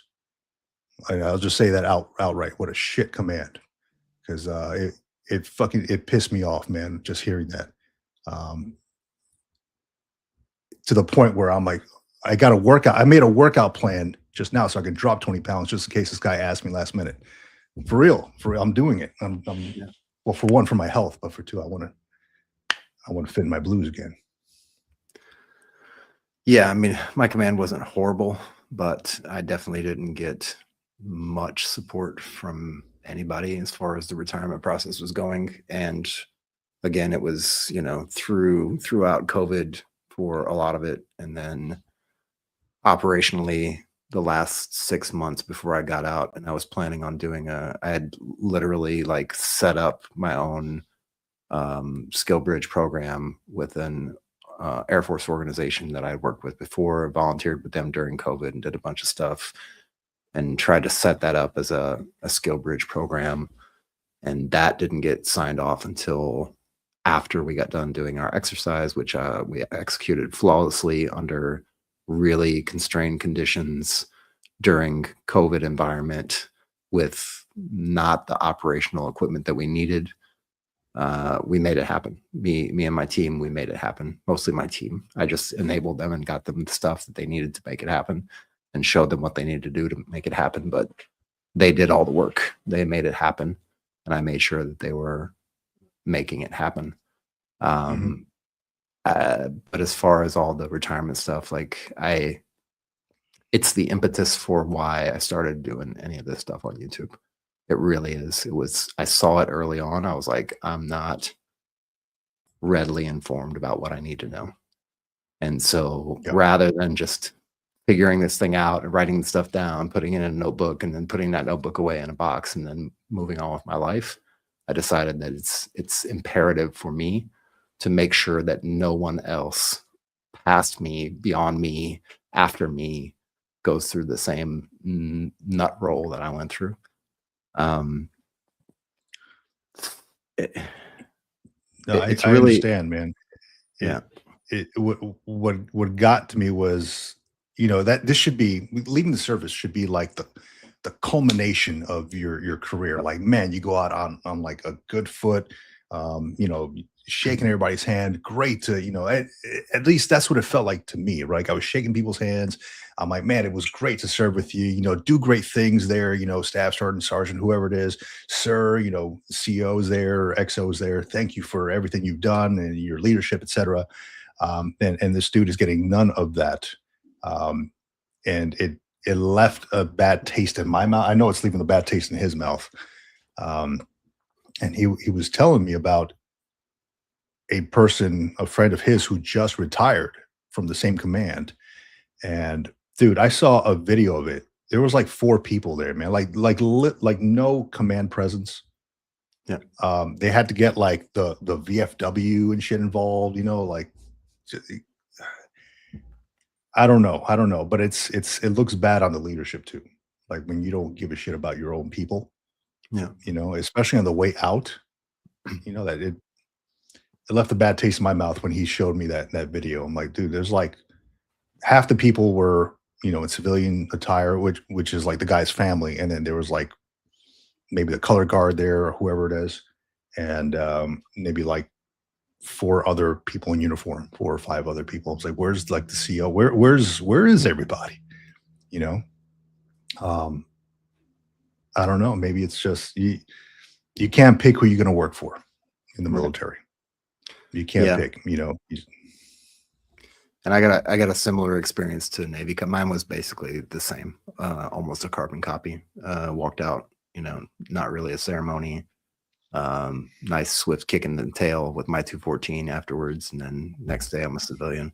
I'll say this, right? This is we were talking about this earlier about this burn the boats thing. We're kind of going back and forth about what it means and what it doesn't mean, and where it applies, and if it applies today. Like, this is one of those situations where I would say the last year, 2 years of your military service, especially if you've gone beyond 20 years, but even at 20 years, that last 2 years, 12 months, 24 months, like in that time frame, that is your time. Like, that is your time to get yourself prepared, to get through, to get TAP scheduled, to get your VA stuff in order, to get your finances, and like, that's your time to do your stuff, to get ready to get out of the military. Like, you've given enough time. And if there was any time in the military career, even after leading an exemplary career, and you've been Marine of the Quarter, or, you know, Soldier of the Quarter, or Soldier of the Year, you've done all these things and you've got all these awards stacked on your uniform, like, you've done what you need to do. And if the command isn't there to support you, then why would you be there to support them? That's my question, right? If they're not going to support you in what you're doing, and support you in your in exemplifying and like highlighting your time as a Marine, as a soldier, as an airman, and you've done your time and you're getting ready to retire, and that's a very big milestone in your career, then why the hell are you supporting them? Like, why would you even tolerate it? And I know the answer to that before even asking the question. It's like, I don't want to look bad in front of my troops. I don't want to look bad in front of my command. I don't want to look like I'm the guy that's being the scapegoat. But you have to take that time for yourself. Like, you definitely have to take control of that time any way you can do, especially when it comes to medical appointments and stuff like that. That stuff is critical. It's super, super, super critical to get that stuff done, as you know. So yeah, if they're not going to support you, then don't support them. Fuck them. Yeah. And Sorry. have no, all good, man, because this is raw emotion, dude. It really is. You know, what worked for me, man, was having a candid conversation, like a real conversation with my bosses. Just let them know, hey, look, I'm going to be concentrating on this stuff my last year in the military, right? I've been prepping for this for 2 years, I told them, but you know, this last year I'm full of medical appointments. I need to figure out where I'm going to live. I'm going to take trips here and there. I might have to take some leave to figure out where I'm going to live. You know, I flew out to Virginia to go check out some places. Flew out, you know, a couple places to go see where I like the area, places I've been, you know, North Carolina and stuff like that. At the end of the day, we ended up staying put, you know, where we were, simply because we got jobs here. It just worked out well for us. But man, it's those conversations with the boss, man, are essential. And having somebody in place to take over, like to step in, like, hey, can you hit up this meeting for me? I got meetings here. I'm going to give you access to my calendar. I just need you to hit up these meetings in blue or whatever it is, and just invite other people to it. Have somebody in place so that way the mission doesn't start falling apart. Exactly. You know, so my boss was appreciative of that, and it just just that conversation with this Navy chief yesterday, man, was just kind of I was in shock by the lack of care from this dude's leadership, from this dude's command. I was like, simply because I have not had that experience. I've heard of crap leadership. I've heard of toxic leadership in the past, right? But when this dude was telling me about it, he's like, yeah, the CO, he's like, maybe he'll be my presiding officer. Nobody wants to do the watch for me. I'm like, bro, give me the word, man. Like, I know not the same service. He's Navy. I was a Marine, Chief Warrant Officer. I was like, not the same service. I got it, but I would be honored to, if you can't find anybody else to be your presiding officer, your retiring officer, because I don't want you going out like that. Nobody deserves that shit after dedicating their life to military service. And I'll say this is kind of like an afterthought to what I just said. Like, I know I was a little abrupt and a little harsh with my words, but that's my true deep down feelings. Like deep down, that's my initial response. If you want to know the secret, like there's a secret to it, right? And the secret is, if you have all your ducks in order, if you have a playbook set up, if you have all the documentation for all the things that you do, all the contacts that you need to be able to contact to do your job correctly, all the information stored, put together nice and neat in a binder, in a folder somewhere, in both. Yep. Like if you have all that shit together and you go to your command and have the conversation and say, look, this is what's happening. I'm going to be getting out. This is what I'm trying to do to prepare. These are the things that I need to, these are the steps that I need to hit in order to have a successful transition out of the military. And oh, by the way, whoever the hell is coming behind me, whoever that may be, whether they're slotted to come here right now, or they're not slotted to come here till after I leave, here is all the stuff that they will need. This is all the contacts, all the information, all the spreadsheets, all the emails, everything that they'll need to be successful is right here. And you know it works because I've been doing it for you for the last X number of years already. And you know I do my job. So if that's not enough information and enough like preparation for you as a commander, as a leader to say, okay, yes, we think that this makes sense. We appreciate you doing all this work and getting all this stuff together. You're not going to leave us high and dry. Please go do your stuff. Just keep us informed. Give us a calendar. Let us know what you're doing. That's the secret, right? Come prepared. The same when you went and did your VA stuff, right? For your VA medical exams, you went in there with a binder. Overly prepared. You had all the stuff in there. You got it all tabbed out. You go to the CMP exam and you pull out that tab and you give it to the CMP examiner and say, okay, this is what we're doing today. The cervical spine. Here's the cervical spine checklist that I have together for all my cervical spine stuff. Here's all my charts, all my x-rays, all my MRIs. Anything else you need to do, just ask me. But I think you have everything in here that you have, and we'll go through this exam and it'll be cool and you make your decision, right? Same. Yeah. Same thing. Yeah. But, one thing I always thought when I was put into a leadership position is I wrote it down in my books, in my these friggin' little green log books that I have, right? Yeah. I've written them down, and just about every one of them is, would you follow you? Would you follow you? Right. So a very simple thing, but it really makes you take a step back and think about your actions, think about your words, because your actions speak volumes when you're leading people. If you don't show up on time or before, then they're going to notice that, hey, the sir is not even doing it. Why should I do it? Or the sir is doing this, he's not practicing what he's preaching or whatever. Would you follow you? And would you want you to work for you in the civilian sector, right? Would you want you to work for you? So if you were put in that leadership position, would you hire you? If you take a step back and look at yourself like, man, I'm feeling kind of lazy. I don't really put out a lot of content or a lot of good stuff, work product. Would I even hire me, at this point? Not that I need to be productive 24/7. There's downtime, right? But would I hire me based on my work output?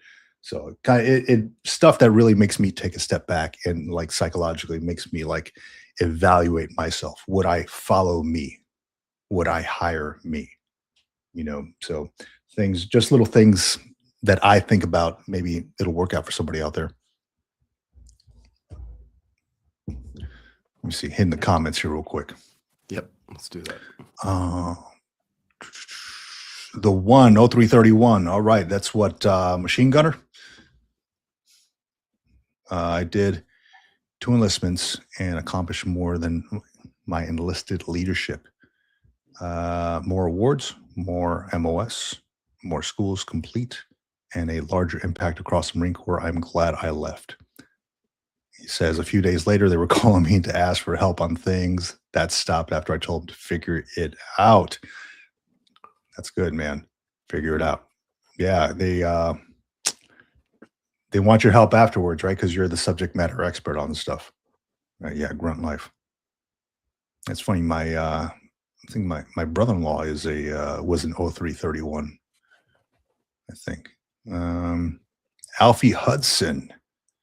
Welcome. Hello, everyone. Welcome. Good to have you. Alfie Hudson. Patrick F. PNW. Yes. John, yes. I'm sensing that will be my last year alone and unafraid. Thanks again to you and Vic for getting folks ready. They will not hold a candle-lit vigil for us if we retire without preparing. That's right. No, they won't. Yeah, ain't nobody gonna do it for you but you, man.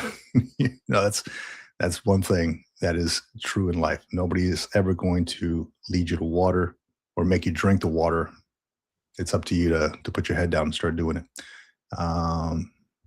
Navy Cop says something as simple as a basic ceremony or award, as simplistic as that is part of what set up my thinking years later that my service wasn't important as others.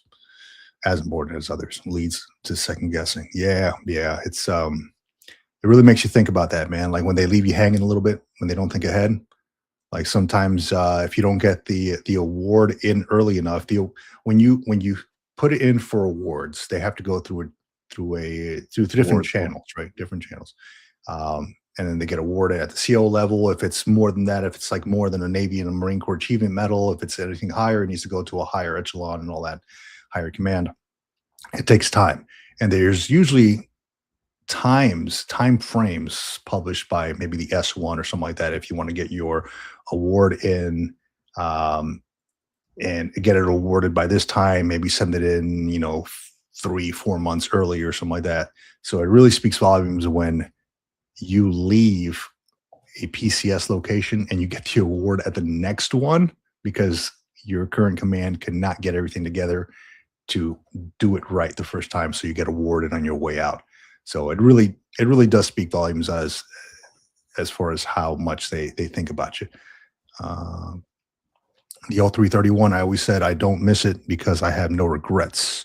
I give it my all every day. I didn't complain and took advantage of opportunities to lead, deploy, go to schools. Now I don't miss it. That's great, man. That's great. You took advantage of the benefits afforded to you. And now you've built, according to your next comment on here, how now you make over 20,000 a month. It looks like everything that you've set yourself up for has worked volumes for you, has worked excellent for you, man. So I applaud you for that. That is a great income there. So good stuff, man. Navy Cop says, maybe I'm reading too much into it, but 20 years is difficult to just shrug off. Same with losing a 17-year marriage. I've done both, and it really takes a hit on yourself. I can imagine it does. Yes. Not the marriage part, but the military part. Yeah. Yeah, man. It's, that was my final thing with the Navy chief that I spoke to yesterday was, hey, look, give me a call, man, if anything. I did ask him if he wants me to get involved. I know some folks who could potentially talk to the command, but I'm like, look, I'm not going to get. I'll get involved if you want me to get involved because I know people in different places. And he's like, no, I don't want to do that. Just just sharing what's going on. It was one of these calls where this person just needed somebody to talk to because they couldn't really turn to their command. They didn't have kind of like alone and unafraid, right? They didn't have somebody to confide in. Maybe they had friends, but I'm like, I connected with this person many years ago and, I'm like, just give me a call if anything, man. And then, we just got to talking a little bit.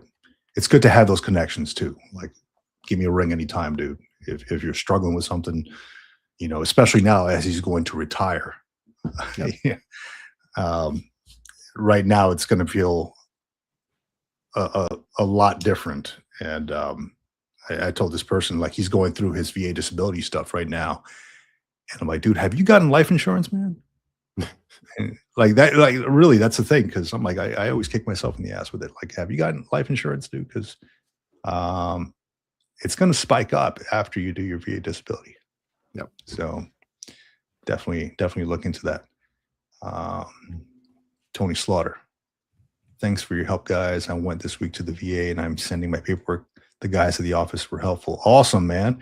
And this is Amazing. for your previous stuff that you were looking for. I can't recall exactly what it was, but I know you mentioned it last week that you were looking for information on how to submit or get your awards, right? Your DD-214 or your awards, I think. Yeah, we were looking get all for the documentation. Yeah. So glad that you're getting that stuff done, Tony Slaughter. Glad. Let me see. Excuse me. So, John, man, I started recording a video yesterday, and I haven't posted it yet. You know, I started recording it, then I paused it, and I'm like, you know what? It might be a little controversial, man. And I won't share exactly what it is, but it's one of those things where it's like, not everything that we think about and not everything that enters our mind should go out into the public. You know, so I put it out on a video and I thought about it. And I'm like, no, I'm not going to do that. I just had to make the video to see what it would look like. And I looked at it from different perspectives. You know, like, how would this be perceived? How would this affect me? How would this affect, you know, anything around me, anything I'm trying to build? So, not everything needs to go on social media. Like, as I've seen on my Facebook recently, not every opinion that we have needs to be published. Yeah. I see a whole lot of stuff like that online, and I'm like, it's okay not to say things and maybe just think things, right?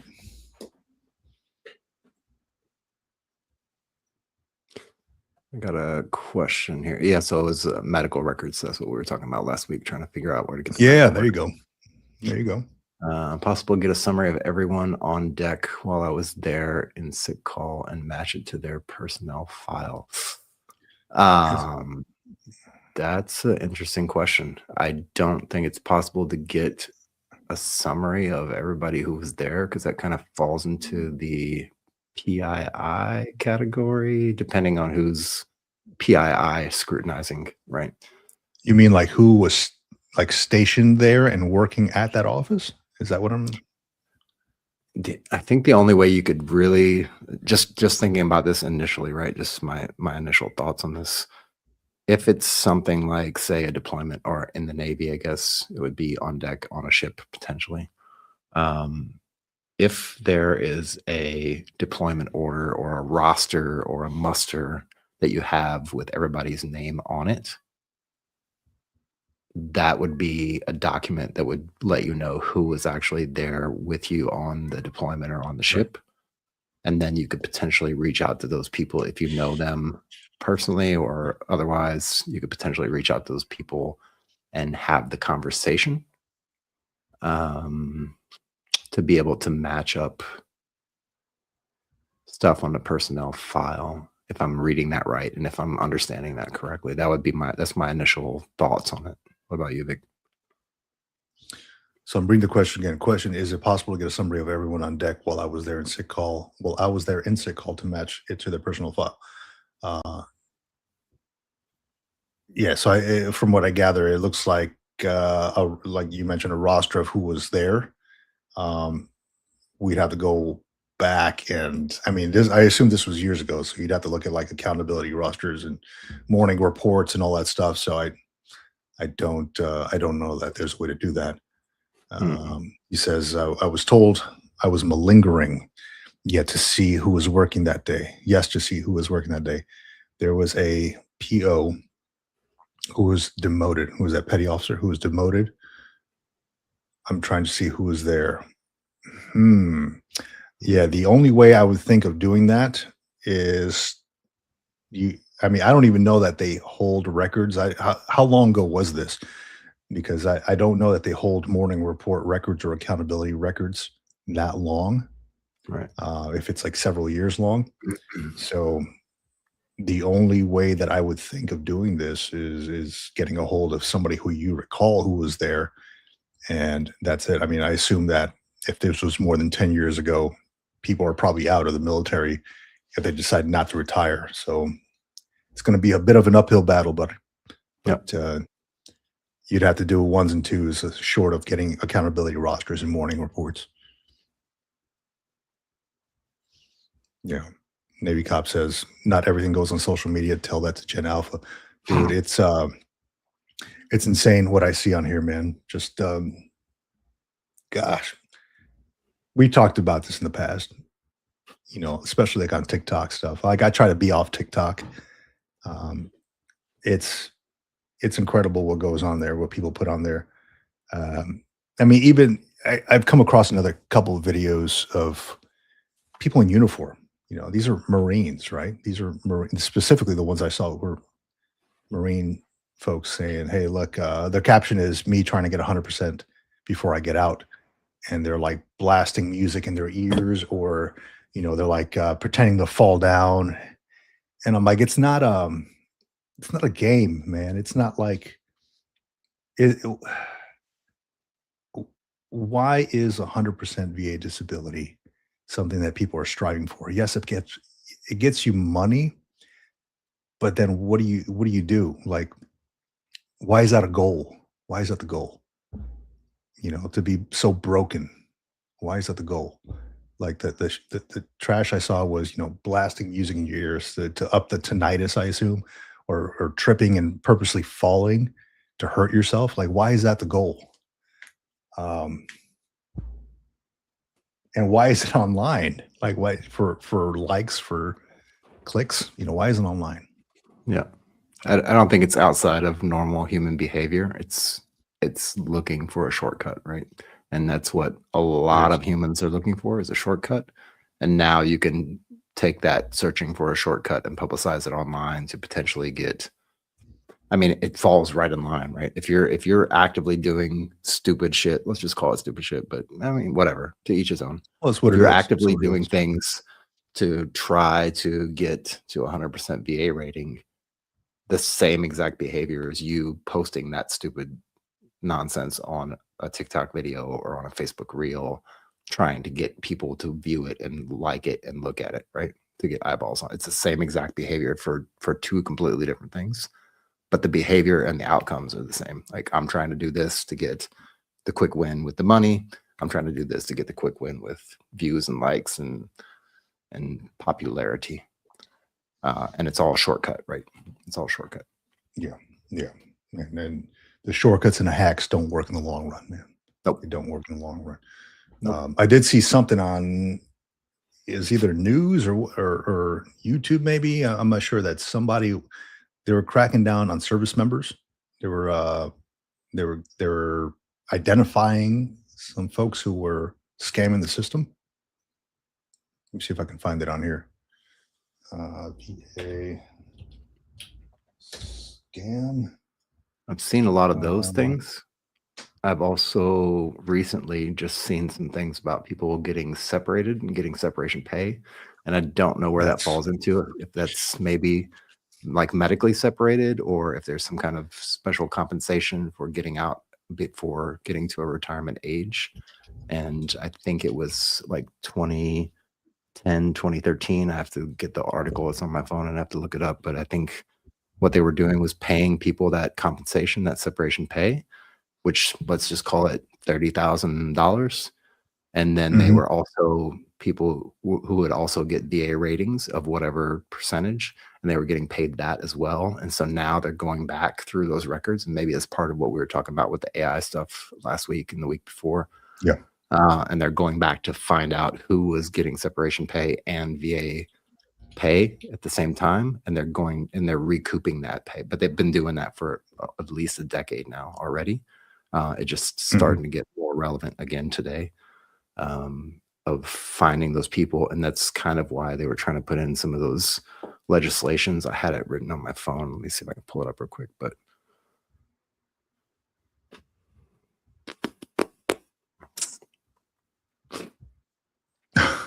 There's I was just reading this here too. Where is this? Where is Kent? I don't know where this place is located. It says 58-year-old woman was sentenced Tuesday to 17 months in prison for a long-lasting fraud scheme that stole more than $1 million in benefits from the Veterans Administration. Huh. Claimed, this is a week ago, claimed that she was unable to walk or care for herself and needed 24/7 care. She was actually able to walk, traveled on exotic vacations, and purchased a second home in Las Vegas while collecting benefits intended for most disabled veterans. Well, I mean, what you do, that money is supposed to be there for, to help you compensate for, your injuries and give you a little bit of a cushion and better life. So, I mean, if you're using it to buy a second home, I mean, I don't know, are there restrictions to what you can use it for? I'm not sure. Will they put restrictions on what you can use VA disability money for? Can they? Because as I'm reading this, I mean, unless you're getting that money fraudulently, like you put in a false claim or you did some kind of thing where you put in a claim and you don't really have the problem that equals the claim. Yeah. So I'll share this on here. Which directly goes back to what we just talked about posting stupid stuff on the internet. Yeah. Yeah. Here we go. So it's, I don't know where Kent is. Kent fraud VA scheme. This is last Tuesday, sentenced 17 months in prison, $1 million in benefits from the VA. Says she was unable to walk or care for herself and needed 24/7 care. I understand the able to walk part. Yeah, that's wrong. I don't understand the traveled on exotic vacations unless, if she's walking on vacation, well, I assume she is. She's not in a wheelchair, maybe. What about purchasing a second home in Vegas? Is that a bad thing? No. You can use that money for, whatever, to pay for your car, pay for your home or whatever. I don't see why this, I understand why they put it in there for the media purposes, right? To expand on, look what she's doing with the money, right? But she bought a gold watch. Okay. And what's the gold watch got to do with her tinnitus? Yeah. It says, as a veteran, I find this type of fraud against our programs despicable, said First Assistant U.S. Attorney Neil Floyd. These benefits to pay for care and for caregivers need to be carefully utilized so that they serve veterans as intended.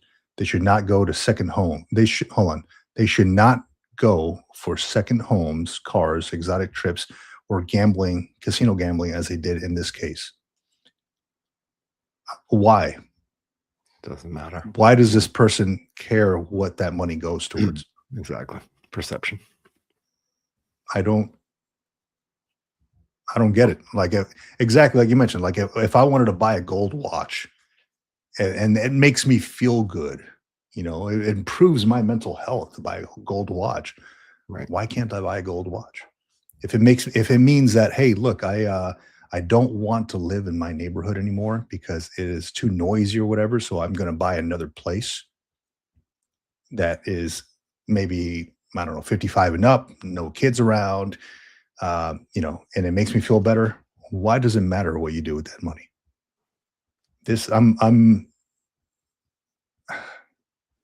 I don't know. I mean, unless you're buying them outlandish shit or drugs or something like that, I don't see why this is even in there. But she was ordered to pay $932,142 in restitution. I get it. She claims she can walk 24/7, so she was probably getting some kind of SMK or SMC or something. That's what it sounds like. Yeah, so it's a lot more, and I think Mo Perspective said it on here too. that she saw this one and she was getting over $11,000 a month. So that does sound like an SMC something.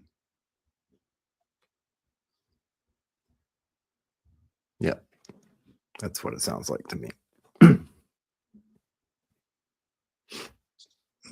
Just reading this here, man. Yep. Yeah, I don't think, like, I don't care what people do with their money. I see veterans with like DV plates driving around in like Toyota Tundra, like brand new Tundras and stuff like that. I'm like, hey, do you, bro? Like, if that's what you want, and if you want to buy that stuff, whatever. If it makes you feel good, and potentially, I don't know, it doesn't hurt your back. I don't know the case. I'm still driving a freaking 2015, whatever. Yeah. But if it makes you feel good, man, it's more power to you. But you'd be better off doing what Tony Slaughter just mentioned. Just get some hookers and some cocaine. That'll make you feel good, and it won't hurt your back. Well, maybe. Is that what he said? Where were you at, Tony Slaughter? Hold on a second. Okay. This guy.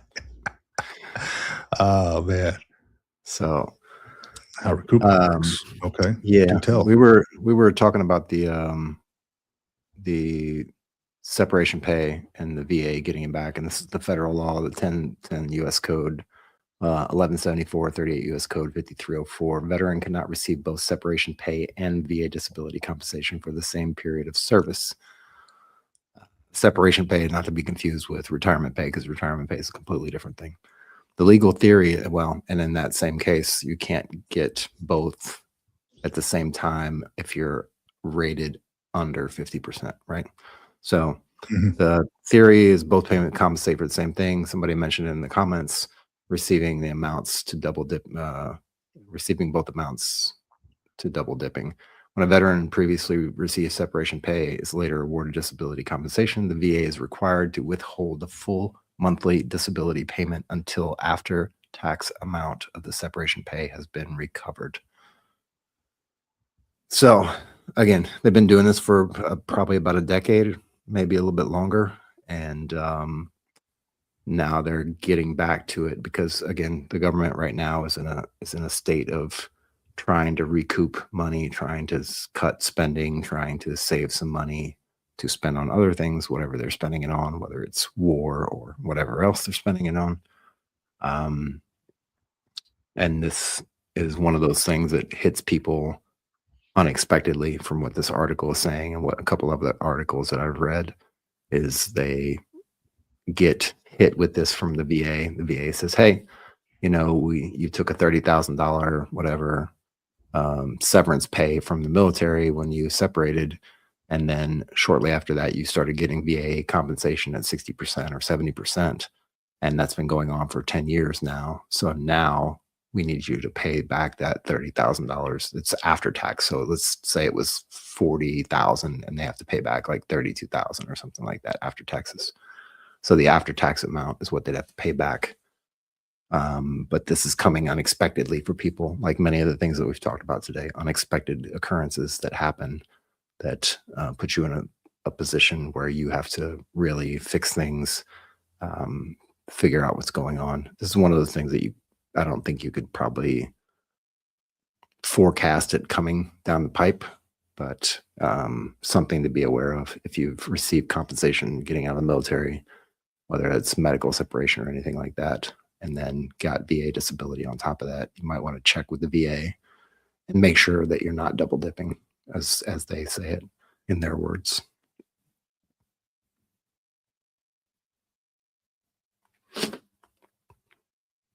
Yeah, I got my mic muted. My bad. No, it's good to know, man. I was looking at some of the comments here as well. Where is it? Mo Perspective mentioned, did you see the news report of the retired military couple, both 100%, and only one child can get education benefits? They went to the news to gripe. Okay. So they're both 100%. They're trying to claim Chapter 35 benefits, but only one child can get the education benefits. So they each don't have their own pipeline to the Chapter 35. It sounds like. Yep. So that's kind of strange too, because while you're active duty, if you're dual military, you can get BAH. Both of you get BAH, but one of them gets full, the other one gets half, right? Is that right? I don't know. That's been a question I've asked for a long time. Like, hey, yeah, you both rate it, but once you become, married, that's a whole lot of dough there, right? Do you should you get that? I know many dual military, and I wasn't dual military at the time. For a short time I was, until my wife got out of the service. But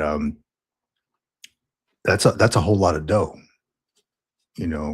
BAH, especially like here in San Diego, it's like $4,000, and it's potentially $6,000 a month plus in BAH while you're together in San Diego.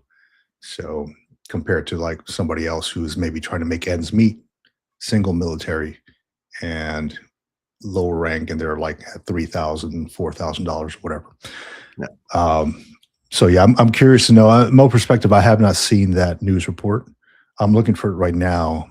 Dual retired military couple, one child, only one and only one child can get education benefits. I'm curious about that one. I'm looking it up right now. What outlet is that on? Because I'm not finding it, but I'd like to read it. And just one other quick thing on this this compensation recoupment. For those playing along in the audience, and this is probably interesting for you as well, Vic, because I know you love perusing the website as well as I do, looking at some of these bills. 2022 Republican Ruben Gallego. Yep, Gallegos. Restored Veterans Compensation Act, HR 3489, which would have eliminated recoupment of separation pay from veterans receiving disability compensation. It later goes on to say that, yes, I don't think they got a lot of traction on it, and I don't know if it's been reintroduced or if it's still out there for them to get some traction on it. But basically, they're saying like, okay, well, if we enact this Veterans Compensation Act, then we're going to be missing out on a ton of like millions and millions and millions of dollars that we're going to be missing out on that we've paid out to people that we're just trying to recoup for the government. So it's a back and forth, and I think that would be a good place to start if anybody's interested in looking some of that up and trying to figure that out. If you happen to fall into that situation, this would be the Act HR 3489 that you want to check out and maybe reach out to your representatives and see if that is getting traction. I can look it up as well and see, but just wanted to put that out there just in case. HR 3489. Now, as I'm doing some quick reading here from what Mo perspective mentioned, as I understand it, that each dependent child, if you're both 100% VA disabled, each dependent child qualifies for one Chapter 35 usage and can't double dip under both for your eligibility. So, for instance, if this dependent child gets 36 months under one parent, they can't double dip and get another 36 months under the second parent. I think that's what that's what they're arguing about. Each child qualifies for up to 36 months of Chapter 35 benefits at the normal rate, or 18 months of double the pay. So it would have to be split up. They can use 18 months from each parent or 36 months from one. I mean, at the end of the day, it's the same thing. Yeah. I mean, it makes sense to me. If not, then this person will get just a ton. What's 6 years worth of schooling, of Chapter 35 pay and schooling. I mean, they can go to the news and gripe, but I think some of these folks are like too comfortable with these benefits. They want more. They want to keep pushing, and it's like, dude, you just do it the right way, man. You use what you earned. Stop trying to fucking game the system. Use what you earned, man. Like, that's what it is. Chapter 35. Two parents both 100% VA disabled. They're already banking as it is, right? They're retired, potentially 100% VA disabled, depending on where they live. They're doing pretty well. And then you got Chapter 35. And then they're arguing about the one kid should be able to use 36 months under each one. No, it's not the way it works, man. Yep. Thank you for bringing that up, Mo perspective. Gives me something to research. Good stuff. WSET News. Let's see here. What's the title of the article?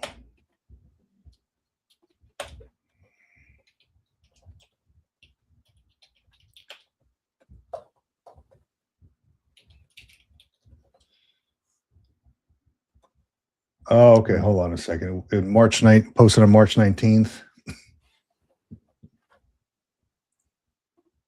Oh, hold on. Maybe this is it. Let me share this thing on here. Yeah, I think that's it. This is I'm looking at it now. Maybe if I can get past all this. Disabled veterans' families say law is costing their kid thousands in education benefits. In Lynchburg, Virginia, Autumn and Rob Lombardi are Air Force veterans who serve their country honorably because of their service. They expected to receive certain educational benefits for their children after they retired, but they didn't realize a nearly decade-old law limits these benefits for couples like them. Both Autumn and Rob are 100% permanently and totally disabled, qualifying them for special education benefits under Chapter 35. All right, just as I suspected. Yeah. That money is used for things like tuition and books. Last year, they received a certificate of eligibility from the Department of Veterans Affairs regarding the status of one of their children's benefits. It stated that while a child may qualify for college financial assistance under both parents, the child may only receive 18 months of financial assistance from each parent, or 36 months in total. The Lombardis assume that since they are two disabled veterans who happen to be married to each other, they would receive double those benefits, 72 months. That didn't happen. Our children should be able to see 72 months, but they're only getting 36. We're two 100% disabled parents. That's not right. Plain and simple, that's not right. For many veterans like the Lombardis, this issue doesn't surface until years after leaving service, when their children approach college age. Yeah, I'm going to go ahead and say, go kick rocks, bro. Because, yeah, you got it. Just because you all put a ring on each other's finger don't mean nothing, man. Just that's what it is. That's what it says, man. 36 months total. That's it. 18 and 18. Yeah. If you want more, you'll go get a divorce, guy. I mean, that also would is that the Chapter 35? Is that based on the 100% disability rating? It is, yeah. Yeah. Okay. And that comes out of your GI Bill or your post 9/11 stuff? Yeah. So no. So the way it works is when your kid rates, when the veteran is 100% VA disabled, their kid 18 and older would rate Chapter 35. Okay. Now they need to sign up for it, right? And what happens is when you sign up for Chapter 35, that kid, 18 or over, comes off of your VA disability compensation. So I think it's like $300 and something a month for a child that you get paid for a child 18 and over on your VA disability compensation every month. That amount comes off of your compensation. Essentially, you're losing that $300 from your military, your compensation pay. But with Chapter 35, as long as they're going full time, the kid now gets a direct deposit of approximately $1,500. Now that shifts and changes depending on when they start classes, on how often, whether it's full time, 3/4, half. But they get a monthly paycheck as long as they're in school for a certain time. So it's kind of like a take and then a give to the kid. It's a good deal as long as your kid stays in school. Now, it doesn't work the same way for spouses. I've gotten a lot of questions about this on the YouTube comment, a YouTube video I made. If your spouse decides to use Chapter 35, they don't come off of your compensation pay. That's only for the dependent children, Kids. 18 and up. Yeah. So essentially, if you're getting paid, I don't know, 4,300 a month for disability compensation pay, once your kid opts in for that Chapter 35, and I'm just using round numbers to give you a perspective, an example. And if your kid 18 and over gets you the $300 extra and your compensation pay equaling 4,300, once they opt into Chapter 35, that comes down to 4,000 a month. And then they get depending on how often they go to school, full-time or whatever, about $1,500 every month. So it's not a bad trade-off. No, not at all. It is direct Right. deposited to the kid, though, not to the dependent parent. Right. Interesting. Interesting. Yeah. So Mo Perspective says, think about how much they are bringing in together. They can afford to pay for the kids' education. Truthfully, yes, I agree. And what I think what they're after is the monthly pay, because I believe Virginia has a similar to like what California has. California has CalVet. So Yep. if you have, I can't recall what the percentage is, but CalVet, they give you free schooling. Like they don't give you the stipend, but you get free tuition in California. I think Texas has the same thing, like Hazelwood Act. Yep. Let me see what. Yep. I'm looking this up right now here real quick. Yeah. By percentage. Virginia education benefits. Garbage in, garbage out. Virginia offers significant education benefits to disabled veterans, most notably through the Virginia Military Survivors and Dependents Education Program, or the VMSDEP, which provides tuition waivers at public colleges for spouses and children of veterans with a 90% or higher service-connected disability. Veterans themselves, regardless of percentage, may qualify for in-state tuition and federal VA education benefits. Yep. Yeah. So potentially they can still get the free college tuition. What they're after is that stipend, Mhm. that $1,500 a month stipend, right, for their kid. So yeah, and it makes it look bad too, because it's like they're trying to grab it as much as they can and trying to go around the system, right? I mean, it's like the rules are set in place for a reason. They're bringing in a ton of cash as it is. Don't be greedy, man. Come on now. Because then you ruin it for everybody else. That's it, man. I mean, I'm not a fan of folks who try to game the system, dude. Like if it's not right, it's not right. But I mean, you probably should have done research on that prior to. But yeah, Mo Perspective, thank you for that. Yeah, so a whole lot going on, man. Yeah, there you go. 100%. 100%. Thanks, Mo.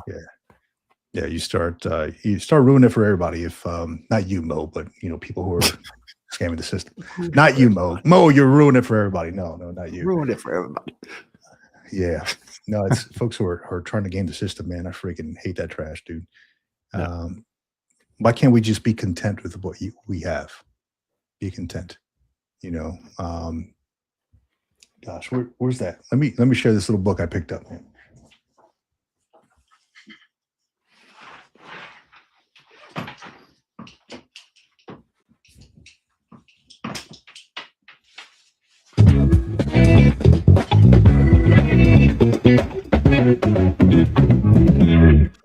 Is that coming from your side? That was your book intro music. I was like, where the hell is that music coming from, dude? I'm like, do I have like Spotify? No, this one here, I got it. I don't know if I shared it last week. The Way of Nagomi. I started reading it here. the Japanese philosophy of finding balance and peace in everything you do, and a lot of it is being content with what you have. Being content with what's already in your space, in your area, not really wanting a lot more than you have. Filling your space with nothing creates chaos. So with random stuff, it creates chaos. Right now, my desk, you can't see it, but it is creating chaos because I have 3D prints and trash everywhere. And I just been going wild on these 3D prints, dude. So I got everything kind of scattered around. But yeah, it's a way to kind of cleanse mentally. So definitely check this one out. Pick it up if you can. The Way of Nagomi, the Japanese philosophy of finding balance and peace in everything you do. It has to do with, surrounding yourself with the right people, surrounding yourself with the right things, clearing out clutter and all that stuff. So, and the right people is key. It really is, man. If you're constantly surrounding yourself with negative folks, then it's going to be a freaking depressing ride, man. So it's just surround yourself with some positivity every so often. Put greenery and flowers in your space, man. I brought some monstera plants in here because it was too. Yeah, there you go. Away from my That's green why I flag. surround myself. That's why I surround myself with the green logbooks everywhere I go. my green Legos. No, dude, it really is. It's a mental thing, man. If you bring a little bit of greenery into your space, it like plant life, right? And I understand you love the Legos, but plant life, it definitely it enhances it's bringing life into your area, so it enhances that. Yeah, so there you go. More perspective. Once I started being grateful for what I have, God started to bless me with more. True story. That's right. Yes, I love that. 100%, as you would say, Mo. 100%. Yeah. Let me see here. I had something I want to bring up to you. I don't know if I mentioned it last week, man. Gosh, I wrote a ton in here. Did I talk to you about the backwards law? The backwards law. No, you did not. Okay. I mean, where did I write this thing down, man? I got so many damn logbooks here. Play some more intro music for your book. It's coming, dude. It's coming. I got this one. I got the other one. I got one for everything. One for on the go. One for. I just have one. What's up? Just There you just have go. One, I like one it. green logbook. Well, maybe two, but currently one. Okay, so the backwards law. The backwards law. It's the art of not seeking. Have you ever noticed that when you are driving, like down the maybe the street, and then you start hitting all the red lights, and you're in a hurry, you're like, man, everything's happening against me, right? Because I'm seeking something. I'm seeking to get somewhere ASAP, right? As soon as by my end, like I'm in a hurry, and everything's working against me. Yeah. And so this backwards law means like it's the art of not seeking. When you don't seek something, like if you're not completely focused on just getting that end result, things just kind of start happening. Have you ever noticed that? Like, oh, randomly, like I'm not seeking this. Oh, we got a sponsor now. Or I'm not seeking this. Oh, somebody emailed me about that. You put yourself in that space, but you're not actually seeking that one thing.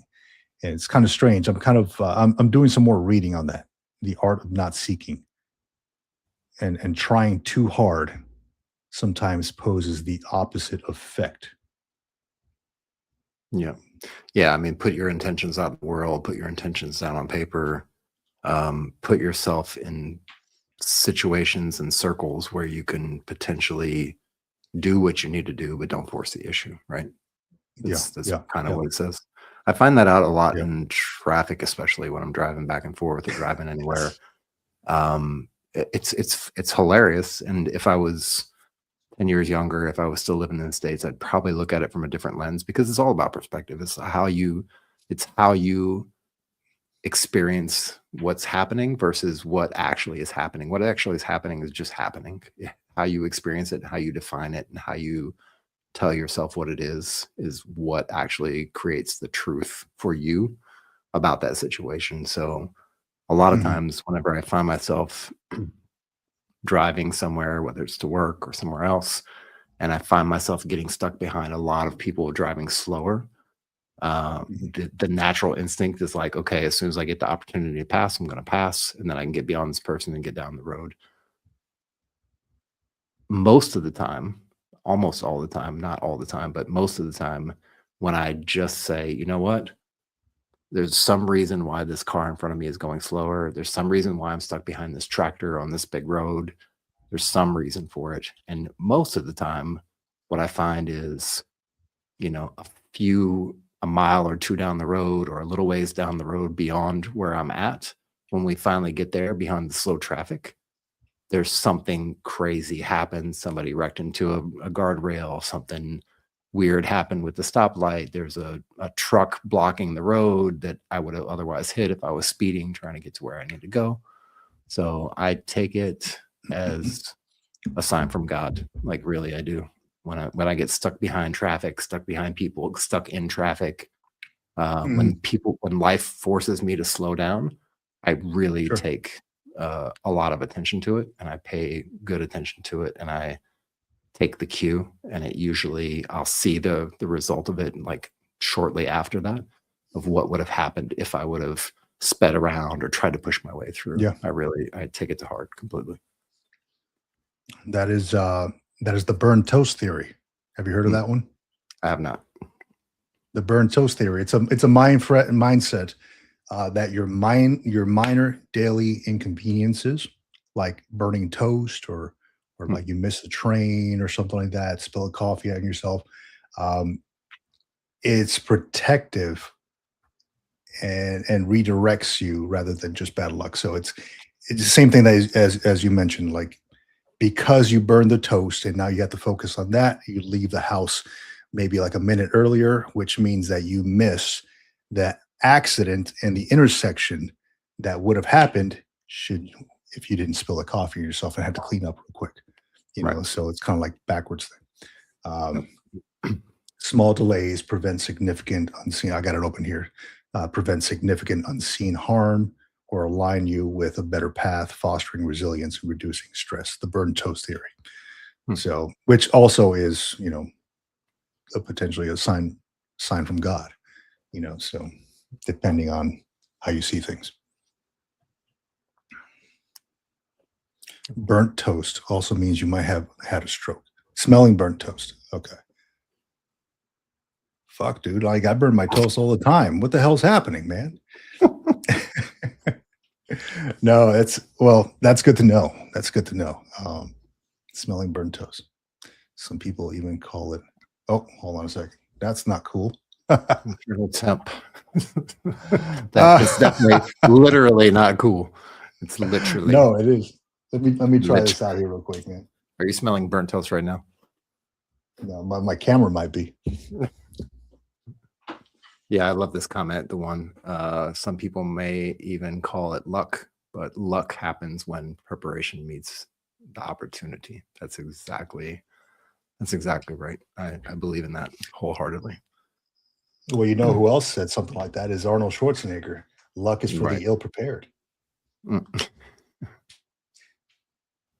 That's old the 0331 here, quoting Seneca, right? Luck is what happens when preparation meets opportunity.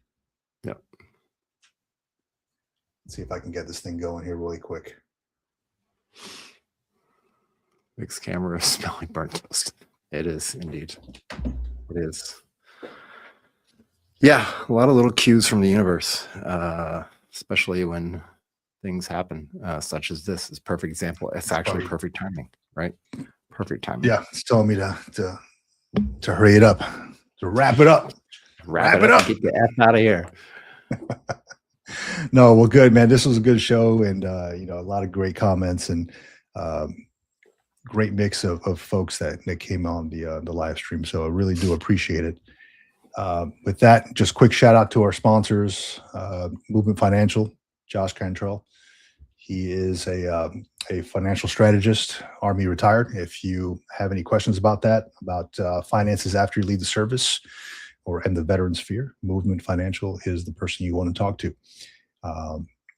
For on the green logbook side, we got oh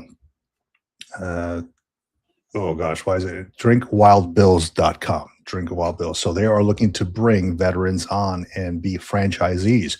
They're willing to offer 50% off fees for veterans. So drinkwildbills.com, and it's also run by a Navy veteran. So if you want a good team, drinkwildbills.com. We got American Fidelity Life Insurance. If you're looking for life insurance after the service or as you're leaving the service, check out American Fidelity Life Insurance, big sponsor of the Green Logbook and looking to get the word out about their services. So there we go. Yeah, as John has it up here, the Military Retirement Group. So you can see all of them on there. Wild Bills, American Fidelity Life Insurance, Movement Financial. If you haven't heard of the Military Retirement Group, it's a Facebook group. It's our Facebook group. It's got about 3,000 folks on there right now. Just got like 5 more to approve on here this morning into the group. But great mix of folks, veterans, active duty. Doesn't matter if you did 4 years or 40 years. Just a great group of folks who like just to talk about what's going on in service, after service, as they're going to retire, as they're going to leave, all that good stuff. So good stuff. Tony Slaughter mentioned Veteran Brew. Yeah. So where are they here? Quick shout out to Veteran Brew Coffee. They sent me over the Sovereign Blend. They're located out of Texas. So sounds like Tony's the one that sent them to you. Is that right? Yeah, it might have been. Sounds like. Appreciate that, Tony. Out there doing the great work, man. Thank you.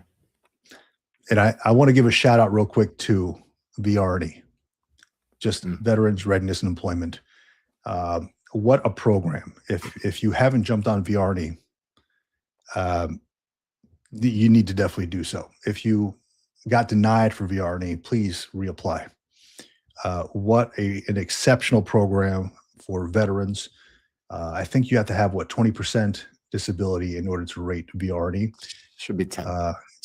It's 10, maybe 10, right? So 10% VA disability. But I will share this really quick. My veterans readiness counselor asked me a while back if I needed anything for school. And I told him, hey, look, I got an aging laptop, man. Can you hook me up with that? His next email was, you want a Windows or a MacBook? And MacBook.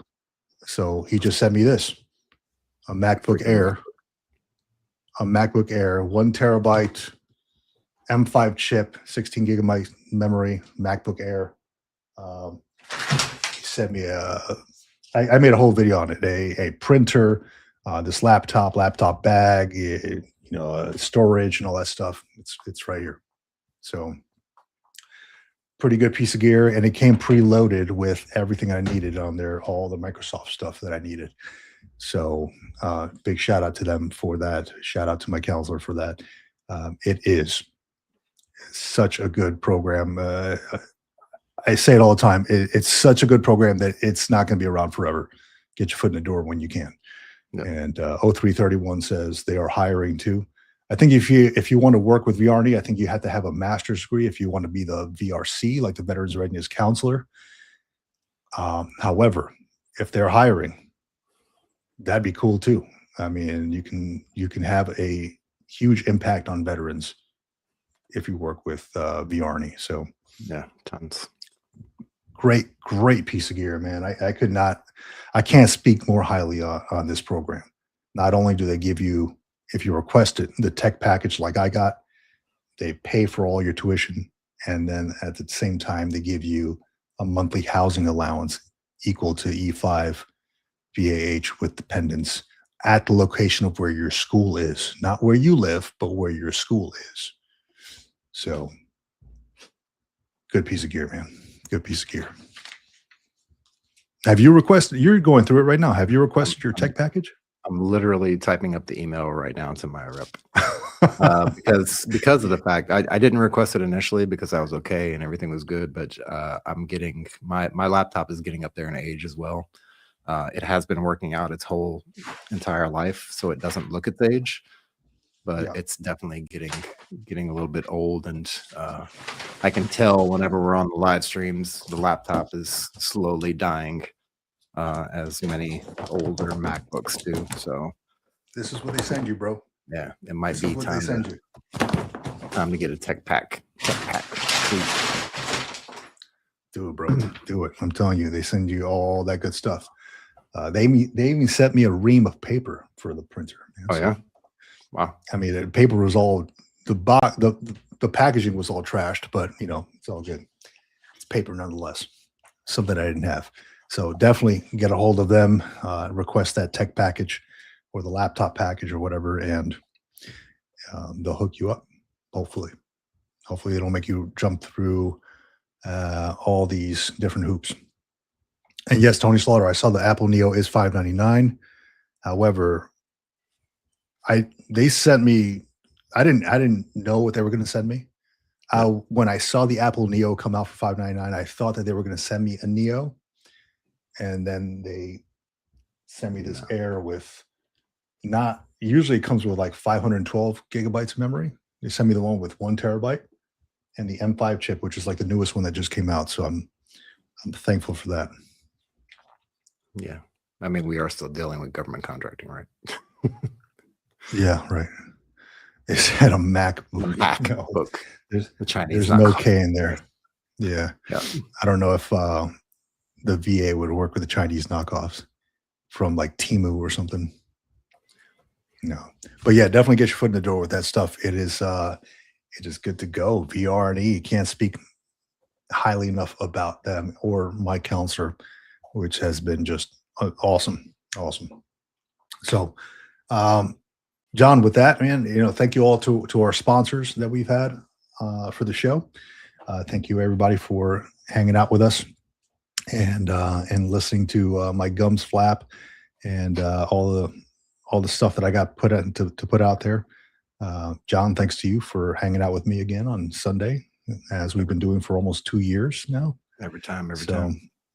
Yeah, man, it's been good. Shout out to all the folks out there who have joined us. Navy Cop, always with us. Let me see who we got here. I just saw this guy's name, John Connor's dad. Like that. Come with me if you want to live. I like that. Mo Perspective, always great to see you on here. Let me see who else we got on here. We got the 0331, Tony Slaughter, Charlton Zimmerman, all the folks who are with us, U.S. Army Grunt, all the folks with us, Dr. Jeff Schwartz, who jumped on the live stream with us today to talk about some good stuff happening with military and law enforcement. He's a law enforcement guru, and he's also a PhD. So the man is a wealth of information. Thank you, sir, for jumping on with us. Let me see if I'm missing anybody. I am truly sorry. I'm scrolling through here. All right, John, what you got, buddy? That's it. Yeah, we appreciate every single person out there watching, paying attention, listening, commenting, educating us to be smarter and helping us find better information for everyone else out there. Like we said a few times in the past and reiterated it today really hard, and got really personal with it. The whole reason why we're here is to help the next group of veterans get across the finish line to civilian life with all the tools that we can provide them, with all the information we can give them to better equip them to have a full loadout when they hit the ground running in civilian life. So thank you all for being here. Thank you, Vic, for being my co-host and doing this thing with me for so long. And hopefully we get to do it many, many, many more years beyond this. Salute to you. Salute to everybody out there. Have a good, safe Sunday. And don't forget Tax Day is right around the corner.